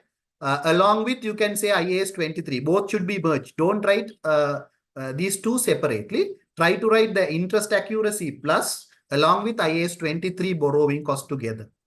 Students understood what I said? Understood? Right. Now I'll move to the story. Now I'll move to the story. Students, you all can understand, right? When I'm doing this case study, the way of explanation, is it clear, right? Am I too fast for you all? Is it fine? Can you able to is it okay? Right. Or you feel too detailed? Why? Fine. If you have any questions, ask. Huh? This year, the bonus scheme for senior management and directors has been changed. Normally, when you have a financial pressure, you are trying to show good results. That is what called manipulation. Fraud. ISA 240 speaks about fraud, manipulating financial statement and misappropriation of asset. Right? Here, see, this year the bonus scheme of senior management and directors has been changed. So rather than focusing on profit, it is instead based on the value value of year-end total assets. This is manipulation. See, I'll prove. Professional skepticism. Right. What happened to training cost? What happened to training cost? Sorry. What happened to training cost? Training cost they capitalize, right? By that, interest is, asset is overstated. And also, what happened to this 1.3 million? That is also they fully capitalized. Assets overstated. Right? And 0.9 million is also overstated. 1.3 million is also overstated. Assets overstated. All these shows, they are trying to keep maximum amount of assets at the year end. So there is a manipulation. Manipulation.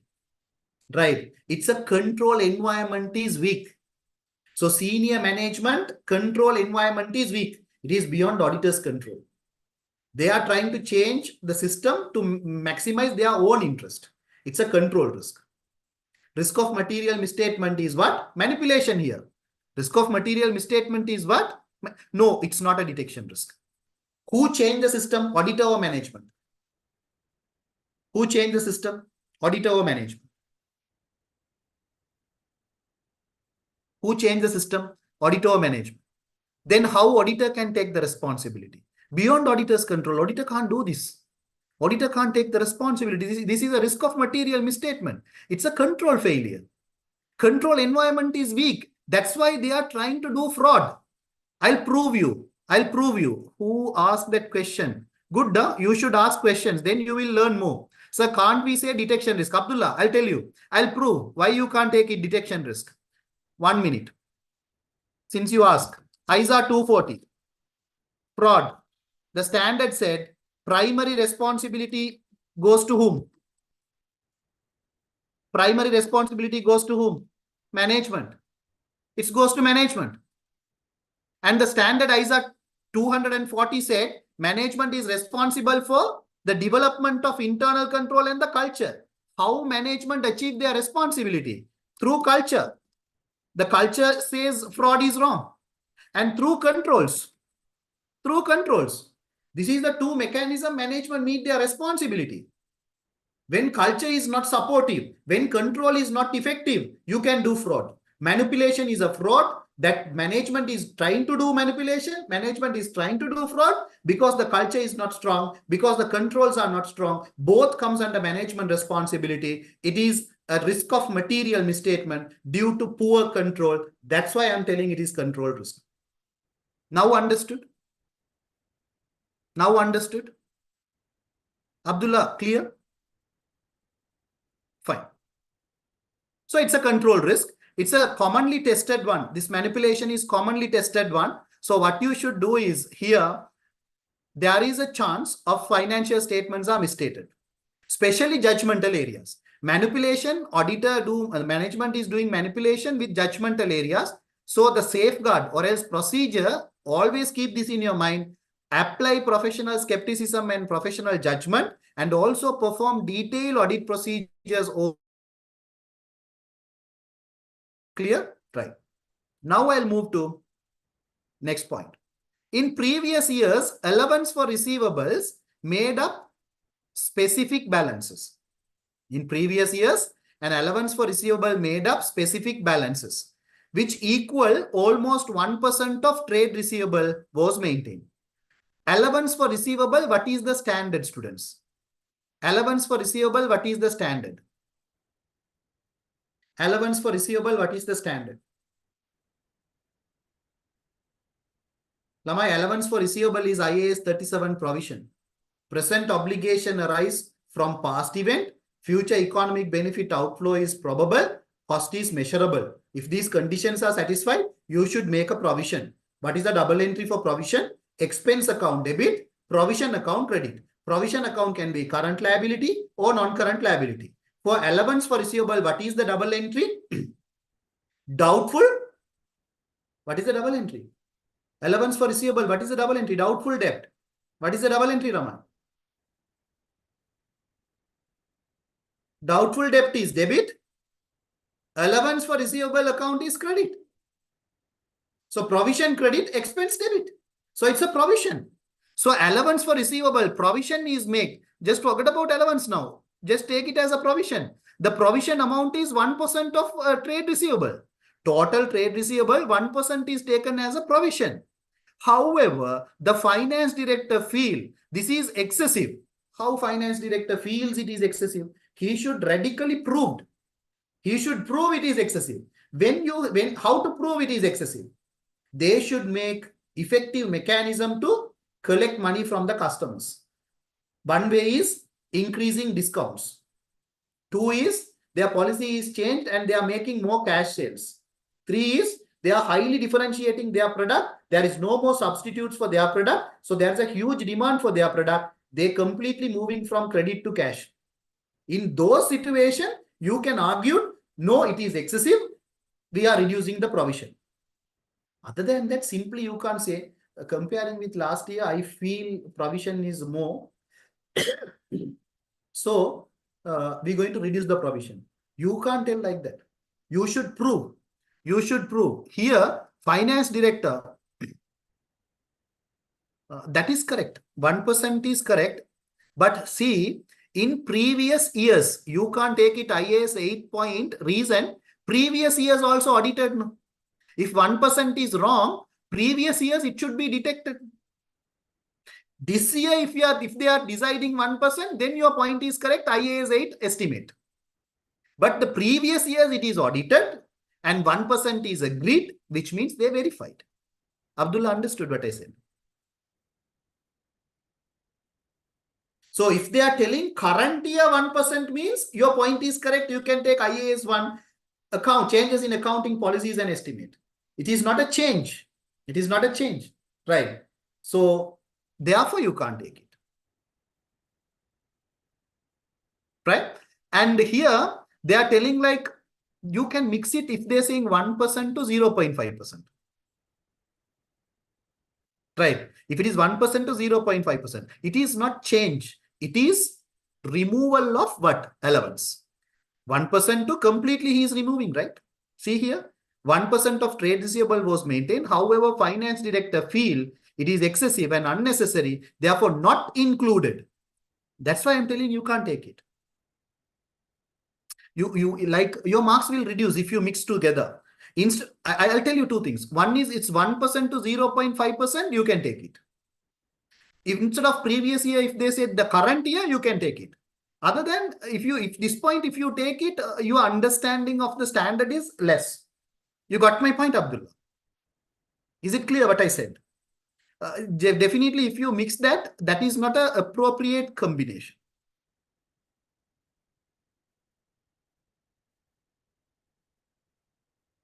Now concentrate on this. Now concentrate on this. Here, completely they are removing allowance for receivable. Why? Tell me the reason why they are removing allowance for receivable. Why they completely remove the provision? To increase the bonus. Make it simple. Asset. Overstating the asset. Receivables get overstated. Exactly. And credited to opening balance of profit and loss account. So it is an IAS 37. Issue is completeness assertion and the standard is IAS 37. Because previous years 1% maintained without a rationale, they removed completely. Therefore, it's a provision is not sufficient to meet the bad debt. Control, credit risk was there, but that credit risk is not offset against the provision. So completeness problem and IAS 37 problem. Right. So there is a risk of receivables overstated. And what you should do is you should perform receivables balances and you should perform a detailed test of control over receivables. And also you should discuss with finance director on which ground you removed it. Tell me a rationale, tell me an evidence, show me the workings, how you remove this 1%. Where is the rationale and the evidence that you should ask? And also, there is a huge risk of receivable. Receivable is overstated. So you should perform post year-end cash receipt test to identify the valuation of receivable. Is it clear, students? Is it clear? Is that part understood? Now let's move to the final one. See here. A new general ledger system was introduced. Finance director has stated that the data was transferred and the old new system were run parallel until the end of August. As a result of this additional workload from the finance team, number of control account reconciliations are not completed. So while your control account is not completed, means the control risk. So either receivable and payable, sales and purchases subject to misstatement. That's all, simple. And also parallelly they run the ledger system. So when they are parallelly running two different ledger system and new ledger system is also introduced, there is a high chance of errors. Both are control risk. Both are control risk. Finance director is comfortable with all these reconciliations we have completed for both June and August. In addition, year-end closed down purchase ledger was undertaken 8th of August. See, actually year-end balances, assets and liability. Assets and liabilities, all assets and liabilities should be closed down at the year-end. The purchase ledger, when they close down, 8th of August. Purchase ledger, when they close down, 8th of August. It's a cutoff problem. It should be closed at the year-end. So from 31st July to 8th August, all those balances should be removed. All those balances should be removed. All those balances should be removed. Rushda, good question. If there is the same procedure applied when the reduce from 1% to 0.5%, still you should ask the rationale. How you reduce this? And also, there is another implication. You should ask the rationale behind the changes in this estimate. Then IAS 8 also taken into consideration. Is it clear, Rushda? You are talking about that 1% receivable, right? So you should take IAS 8 and IAS 37 in that case. That is the change here.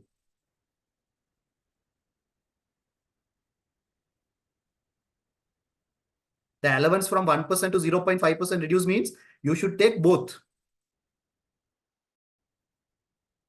You have to take IAS 8. Response is still you should ask the rationale for two things, for the reduction and for the changes. Because changes in estimate, right? Why they changed? Because you are allowed to change the estimate if there is a reliability of financial statement. And one more thing you should check, estimate changes are applied prospectively. Policy changes retrospectively and prospectively, right? So you should check whether it is affected prospectively or retrospectively, right? Because it's an estimate change, only it should be prospective. That should be verified with the management. Is it clear, Rushda?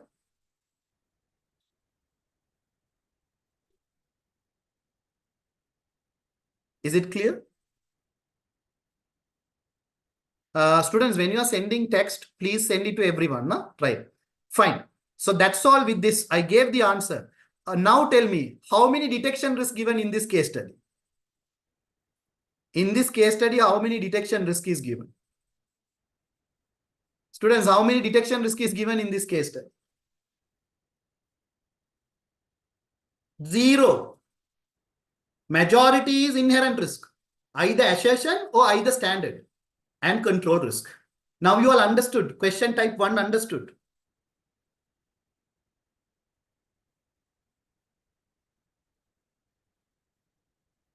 Is it clear? Sir, only one question given in the tute. No, I gave 2 questions, right? This is the tute I shared with you all. I gave 2 questions. Check. I mean, the answers are not given. Okay, fine. Don't worry. I'll share this. Don't worry. I'll share this. I'll share this with you. After the class, I'll share. I'll share this Word document. It will be useful for you. Students, understood? Now let's move to examinable questions. Now check whether you understood this. This question only we discussed. Are you comfortable? Are you comfortable with this?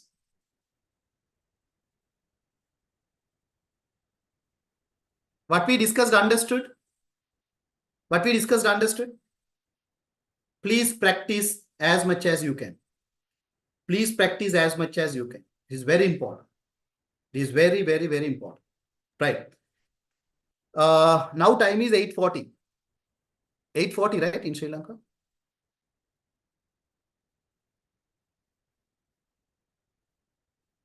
Okay. Students, is it... Actually, I want to do the next question also. I want to explain next question also, how to do an ARP question. Is it fine if I take another 40 minutes maximum? Right. Okay. Now, let's take a 5 minutes break. Let's take a 5 minutes break, right? Then we can take case studies, ARP questions.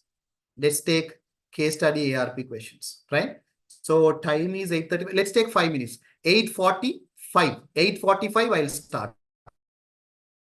this part. Okay. Take a break.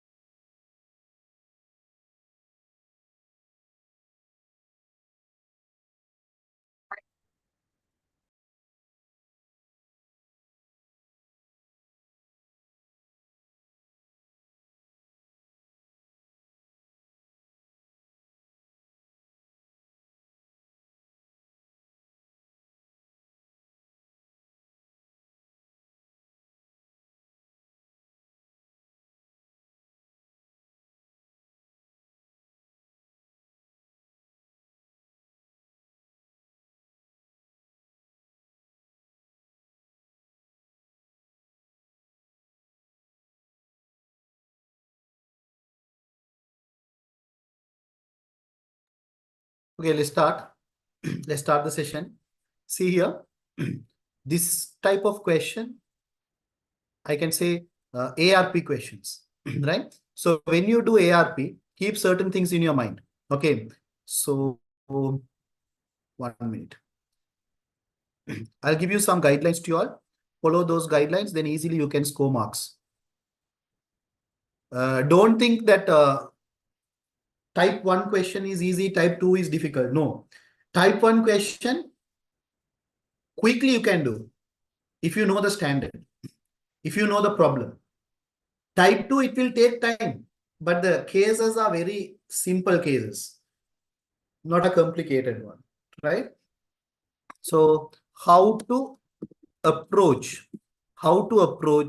ARP audit risk question, ARP audit risk questions.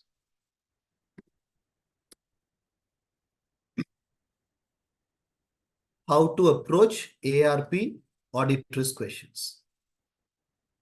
Now let's see how to approach ARP audit risk questions. Okay. The first thing is, okay, there's an announcement like any students like those who are doing self-study. Okay. Those who are doing self-study, we have some other classes also, right? Saturday, Sundays I'm doing class. Thursdays also I'm doing class. If you want to join, only a few days are there, right? I'm not only going to discuss questions, right? So if you want to join, drop me an email, right? I'll talk to management and you can join because only few days are there. We can practice more questions and try to pass this paper. Okay. If you're interested, you can join. Fine. So anyway, it's online. Okay. So how to approach ARP audit risk question? The first thing is, students, compute ratios. First thing, you should compute ratios. If you get a financial statement, whether they ask you to compute ratios or not, still you should compute ARP ratios. What type of ratios? Gross profit, not mandatory. If you need, you can. Liquidity ratios, 1 or 2. Liquidity ratios, 1 or 2. But very important, efficiency ratios. Don't forget to compute efficiency ratios. This is the key. What are the efficiency ratios? Debtor days. These debtor days are very important because it is correlated to credit risk. I'll tell you how it's connected. It is correlated to credit risk. That's why I'm telling you should calculate what? Debtors days. I'll tell you, concentrate, don't write, I'll give time. Huh? Let's say we compute debtors days, receivable days. Last year, receivable days, 40 days. This year, receivable days, 80 days. Last year, receivable days, 40 days. This year, receivable days, 80 days. So receivable days significantly increased. What be the reason? When receivable days are increasing, it shows we are unable to get money from customers. There is a significant delay of getting money from the customers. That is what called credit risk. Therefore, in the story, they might speak about credit risk. In the ARP, you should calculate debtors days. Merge both together. I'm trying to tell you the connectivity points. How ratios connected to scenario. Scenario, they might speak about credit risk. Debtors days increasing means you can merge both together. Then how to write answer? Credit risk is business risk. Credit risk is business risk, but credit risk is audit risk also. I'll tell you, credit risk increase means receivables overstated. Receivable overstated means financial statements, assets overstated. So credit risk is an audit risk also. How's understood? Right. Therefore, students, concentrate. Try to compute debtors days and it is correlated to credit risk. Right? Impact is overstatement of receivables. Overstatement of debtors. This is how you should connect. I'm trying to tell you the connectivity points. Then it is easy. If you are doing ARP question, first what you should do? Compute receivable days, read the scenario. Is there any credit risk mentioned there? Take it both together and write it down. That's all. Trust me, all the scenarios are in this way only.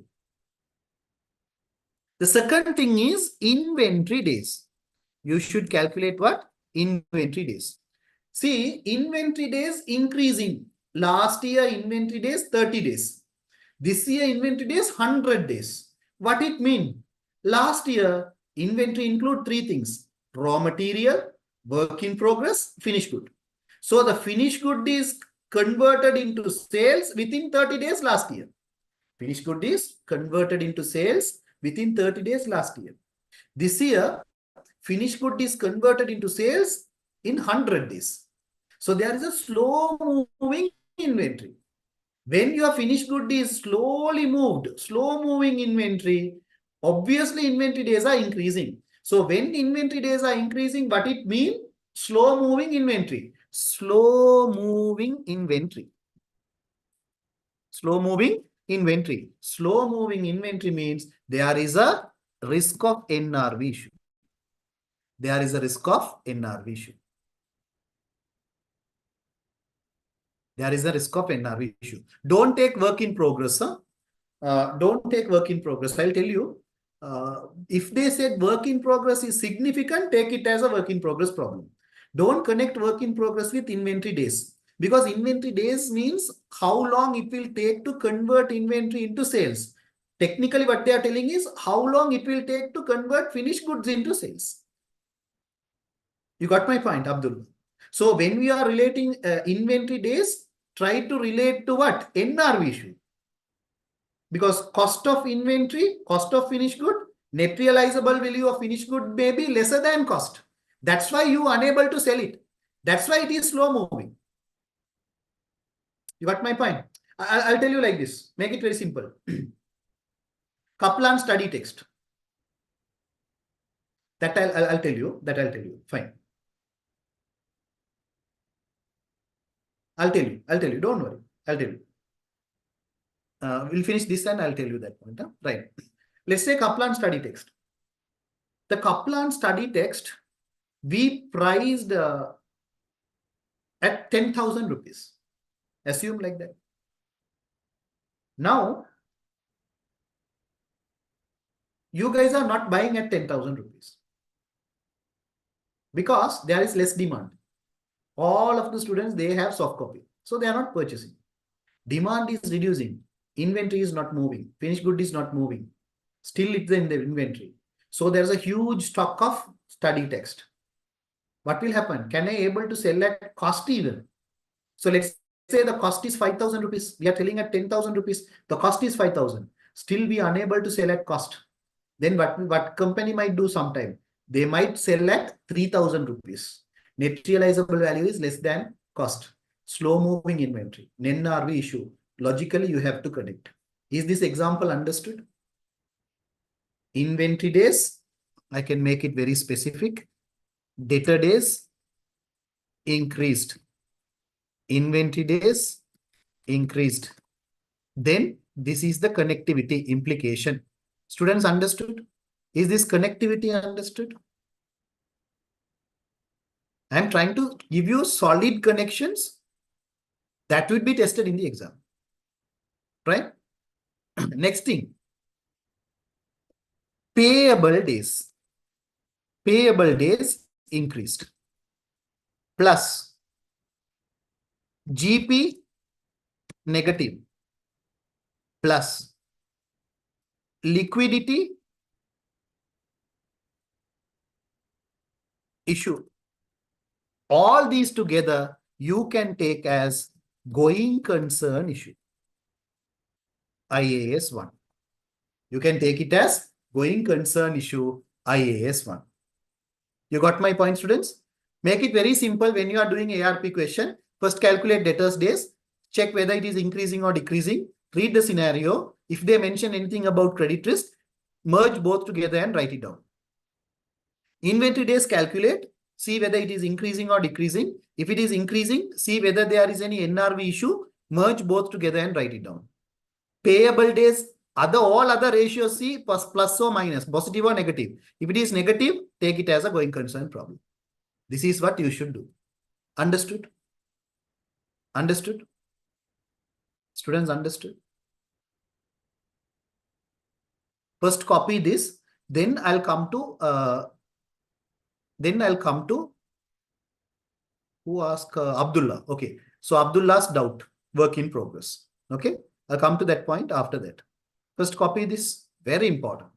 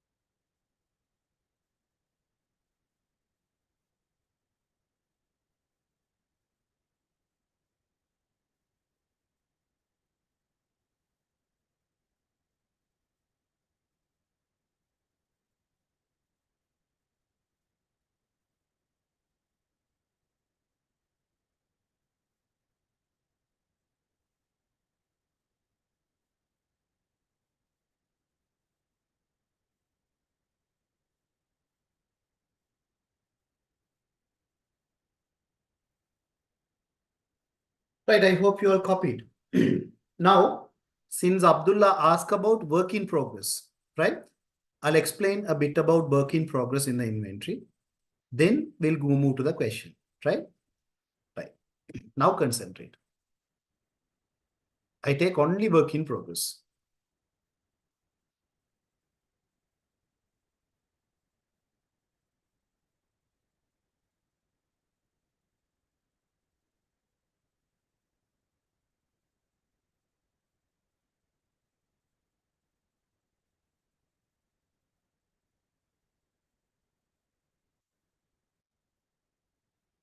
Start of the period.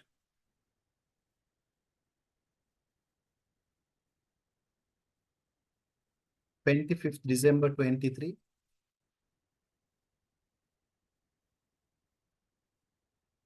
31st December 23, year end.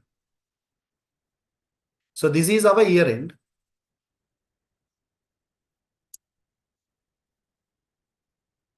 This date I can say closer to year end. I can say closer to year end. This I can say start of the period.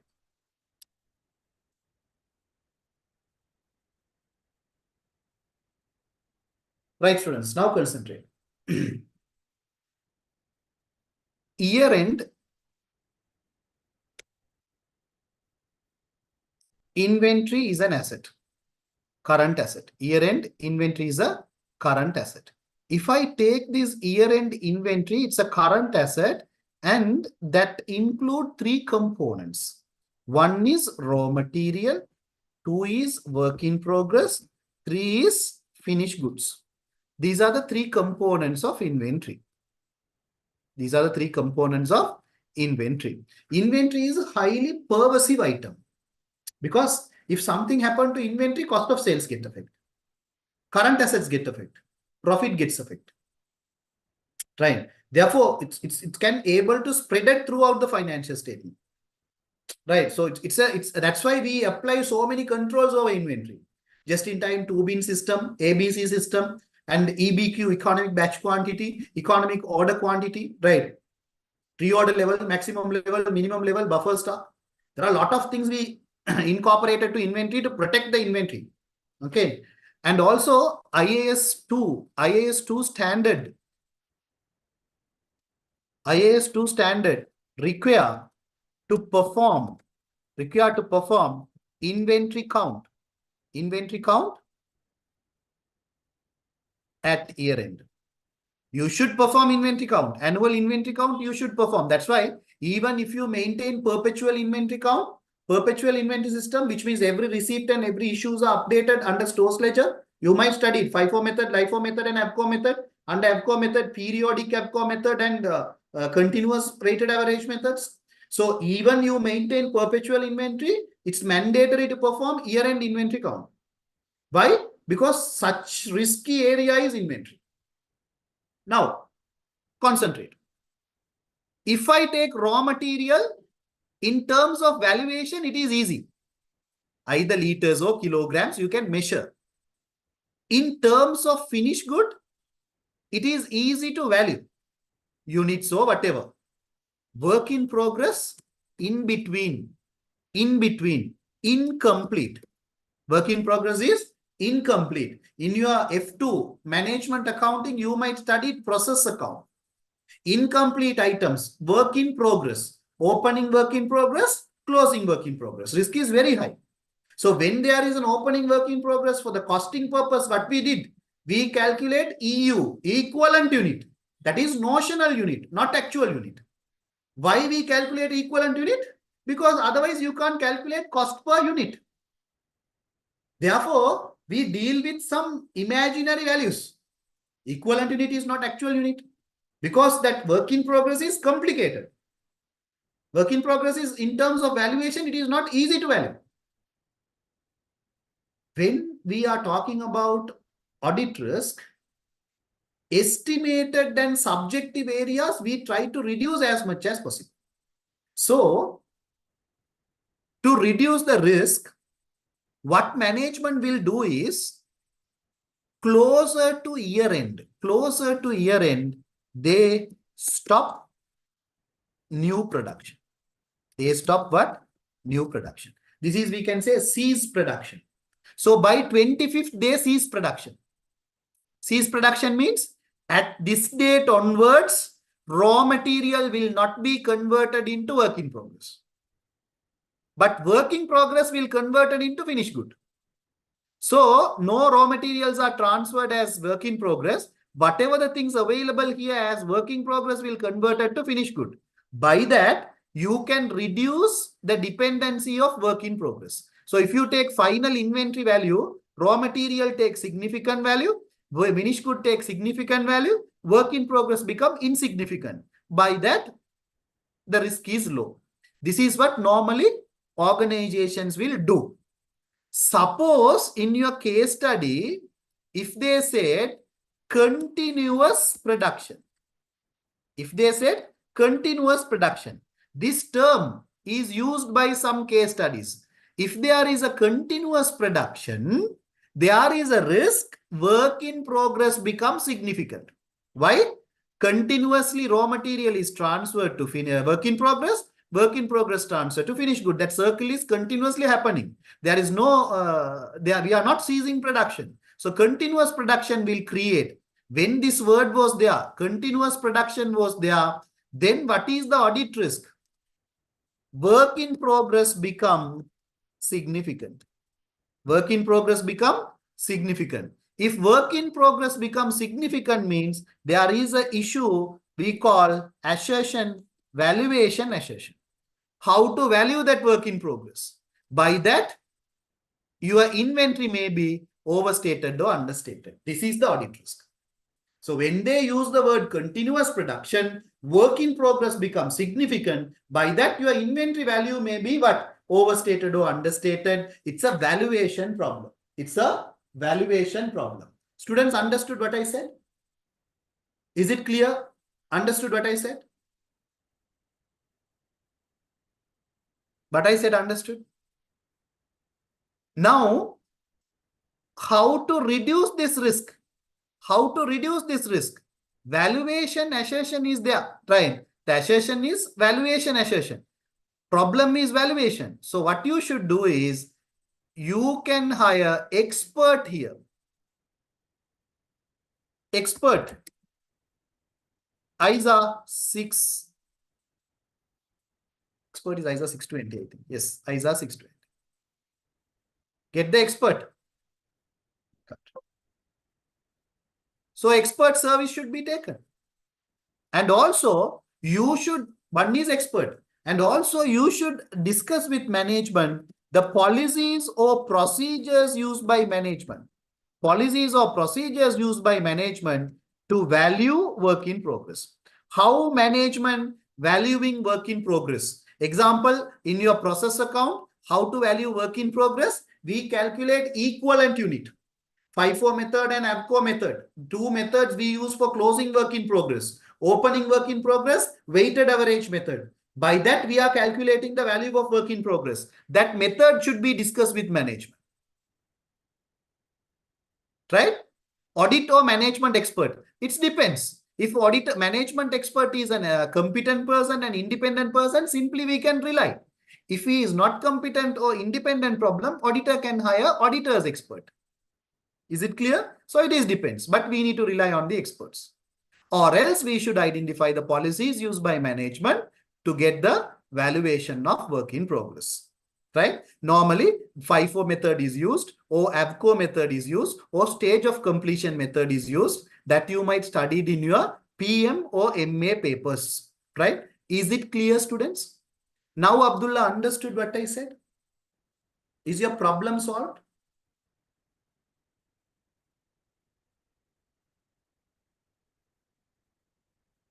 Work in progress understood, everyone? Work in progress related issue clear?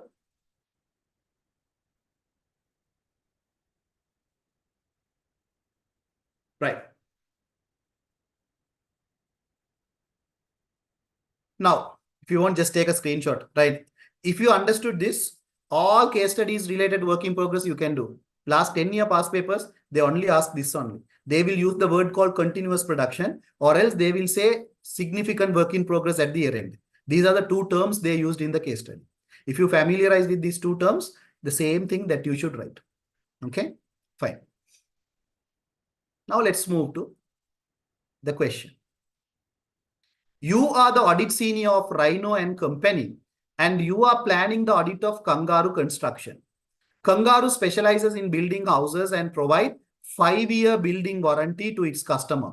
IAS 37. I'm not taking here because again they are talking the same thing, right? So IAS 37 building warranty, it's a inherent risk complexity in the transaction. Your audit manager held planning meeting with finance director, has proved with you following notes of his meeting and financial statement extract. So notes of meetings given, financial statement extracts given. So we should perform ratio analysis, and from the case study, we should identify audit risk. Kangaroo has had a difficulty here. House prices have fallen. See, house prices have fallen. And as a result, revenue has dropped. In order to address this, management offered significantly extended credit terms to their customers.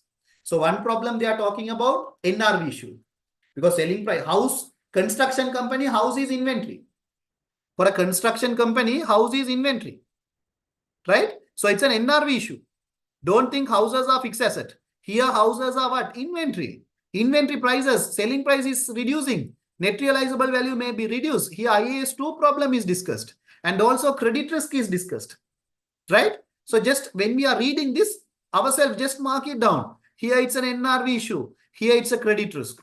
If I am an examiner, I won't give NRV problem clearly. This point is enough to identify NRV. But your examiner is too kind. See here what he gave in the next paragraph. However, demand has fallen such there is still some completed houses. Completed houses means what? Finished good. Within the inventory, finished good. Inventory where the selling prices may be below cost. If I am the examiner, I won't give this line. Because I want students to get that picture from this. Houses are finished good. It's a part of inventory. Prices reduced means NRV issue. But examiner again and again giving in detail.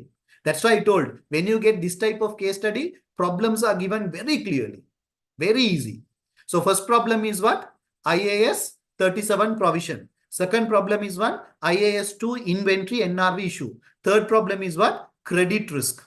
During the year, while calculating depreciation, the directors extended useful life. This is again and again they are testing. 3-year to 5-year. This is also a problem.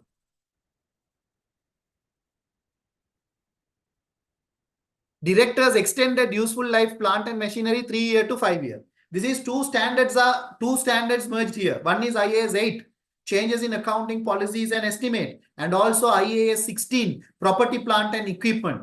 Right? IAS 16 allowed to revise useful life.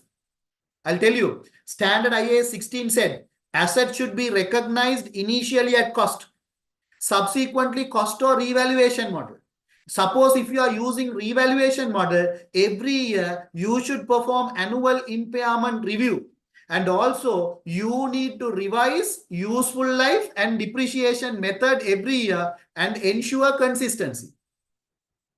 That's why in your F3 paper, financial accounting, depreciation, when you are calculating depreciation, initially decided 5 years. After that, decided to extend to 7 years. How to revise depreciation? That adjustment was there. That is comes under IAS 16 because IAS 16 allowed to do that. IAS 8 is also allowed to do that. So when you are getting extended useful life and the plant and machinery, it is not a misstatement. It is allowed by standard IAS 16. It is allowed to do IAS 8. Therefore, there is a possible risk. I'll tell you what is the problem here. IAS 16 is allowed to do that. You can change the useful life. You can change depreciation method. You can change depreciation rate. But there should be a rationale to do it. I'm changing the AC. Initially, the useful life of the AC when I purchased 10 years.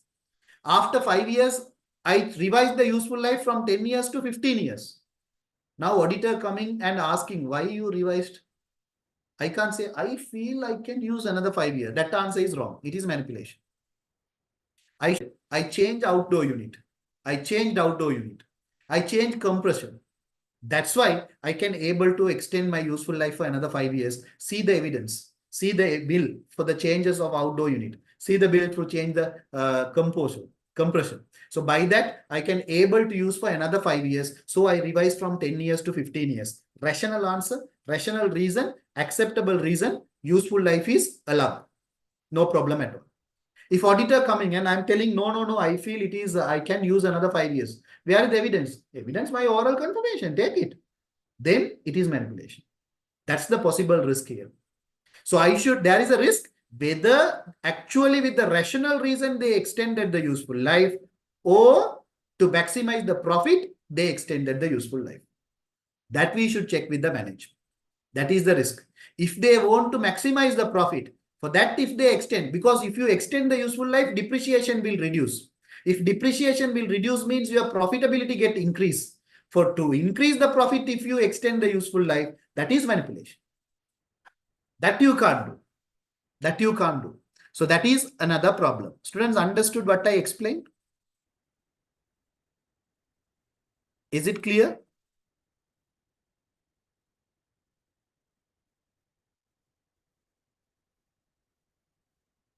Now concentrate. The directors need to meet the target profit before, the directors need to meet target profit before interest and tax 0.5 million in order to pay their annual bonus. Control risk already we discussed. Same answer here, manipulation. For that only they are trying to do this. I have a professional skepticism now. So one is IAS 37, IAS 2 inner issue, IAS 3 credit risk, then IAS 16 and IAS 8 changes in useful life, and then manipulation of financial statement. 5 risks we identified so far, that is target profit control issue. And also in addition, to improve profits, Kangaroo changed their main material supplier to cheaper alternative. This is a risk which support IAS 37. See, the connectivity is there. What they told earlier, 5-year building warranty they are giving. For the building, they are giving 5-year building warranty. Now what they did, they change alternative supplier. You are constructing a building, Melva and a low quality toe. Kambi, right, toe. So you used, right, a low quality material. If you use, what will happen? Extensive repairs will become. People come and ask you warranty claim. The warranty claim will increase. So there is a completeness of provision. Because if you are changing a cheaper supplier, the risk is very high. So the requirement for provision is very high. You should increase the provision. So completeness of the provision, IAS 37 is risk. You can support with this point. Is it clear? Is it clear? So that is a warranty provision related issue. Students understood? Students understood? Provision. Now concentrate. This is how you should read. When you are reading, you need to identify and connect everything. Then do the ARP. Then connect all together. Then write the answer. Don't started to write answer while reading this case. When you are doing ARP question, you can do the previous question. You can do, but here don't do. First read, mark it everything, calculate ARP, then come back and merge everything and write down. Okay. See here. This has resulted some customers claiming building warranties for extensive repairs. To help with this operating cash flow, directors borrow 1 million from the bank. Bank loan, classification problem. Number 7 risk we identified. Okay, so it's a classification, current liability and non-current liability. Now, let's take the financial statement one. Financial statement extract given to calculate the ratios. Directly, I am going to calculate the ratios. What are the ratios I calculated? As I said, profitability, liquidity, efficiency, right? So make it simple. Let's calculate the ratios. Sorry. I'll take the ratio computation answers. So this is the ratios. Once I compute the ratios, first I'm going to look at what? Receivable days. What happened to receivable days? 49 days become 91 days. Receivable days increased, right? They told about credit risk also, right? Merge both together and write as a credit risk. Understood? Students, understood? The connection understood? Am I understood? 49 days become 91 days. Receivable days are increasing. They told they revised credit significant extended credit days. Merge both together and write down. That's all. See here. Receivable days. I'll show you the answer. How to write. Receivable days have increased from 49 to 91 days. Management significantly extended credit terms. One is from the case study. One is from the ARP. Merge both together. There is a risk of what? Receivables overstated. Receivables overstated. That's all. Do we need to write the formula clearly in the exam? Better if you can write the equation, right? Or else I can say you should type. Yes. Yeah, you should mention the equation. Can't help. And then extended credit risk. What is the safeguard? That's all. And also see here. What happened to your inventory days? What happened to your inventory days? Inventory days is also 64 days become 9 days. Increased or decreased? Inventory days also increase. So inventory days, they specifically said within the inventory, completed houses are there, which means they are telling finished goods. So there is a finished good. Finished goods are not moving.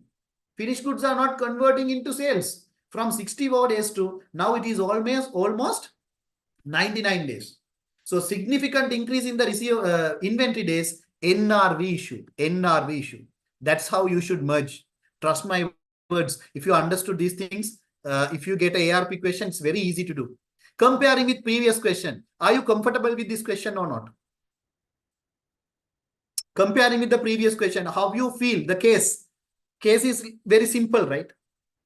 Right, case is very simple, right? Very straightforward. The only thing is time consuming. The only thing is time consuming, right? Those cases are very complicated, like the facts are hidden facts. Here the facts are visible facts, right? See here. NRV issue, they said IAS2 NRV, right? And they said 64 to 99 days. Merge both together and write down. And then again, what happened to other ratios? What happened to other ratios? Take the ratio operating profit is reduced. Profit is reduced. Payable days increased. Current ratio is reduced by 100%.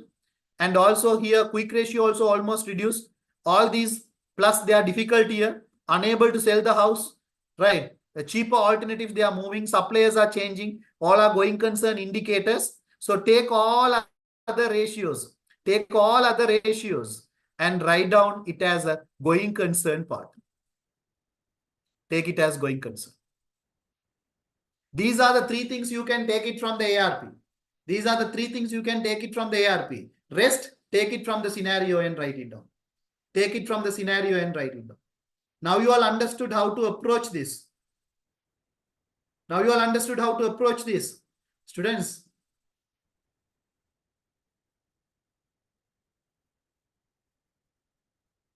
are you comfortable with these three types of questions? Are you comfortable with these examinable questions now? Look at these examinable questions. Are you comfortable? All three questions. Are you comfortable? Now, students, please practice question type 1. Please practice question type 2. If you have any questions, you can talk to me. I'm here to help you out. Right. So is the session productive today? Risk. Is this session productive? Is this session productive to you all? Fine. Okay, with that point, I'll stop for the day. I'll share this material after the class. And the next TRG is I'm going to discuss test of control and substantive procedures together, right? Because I only teach test of control and substantive procedures. So I'll take both together and I'll finish TRG 3. TRG 4 is audit reporting plus all other theory areas we'll discuss together, right? So with that point, I'll stop for the day. Good night. Thank you very much.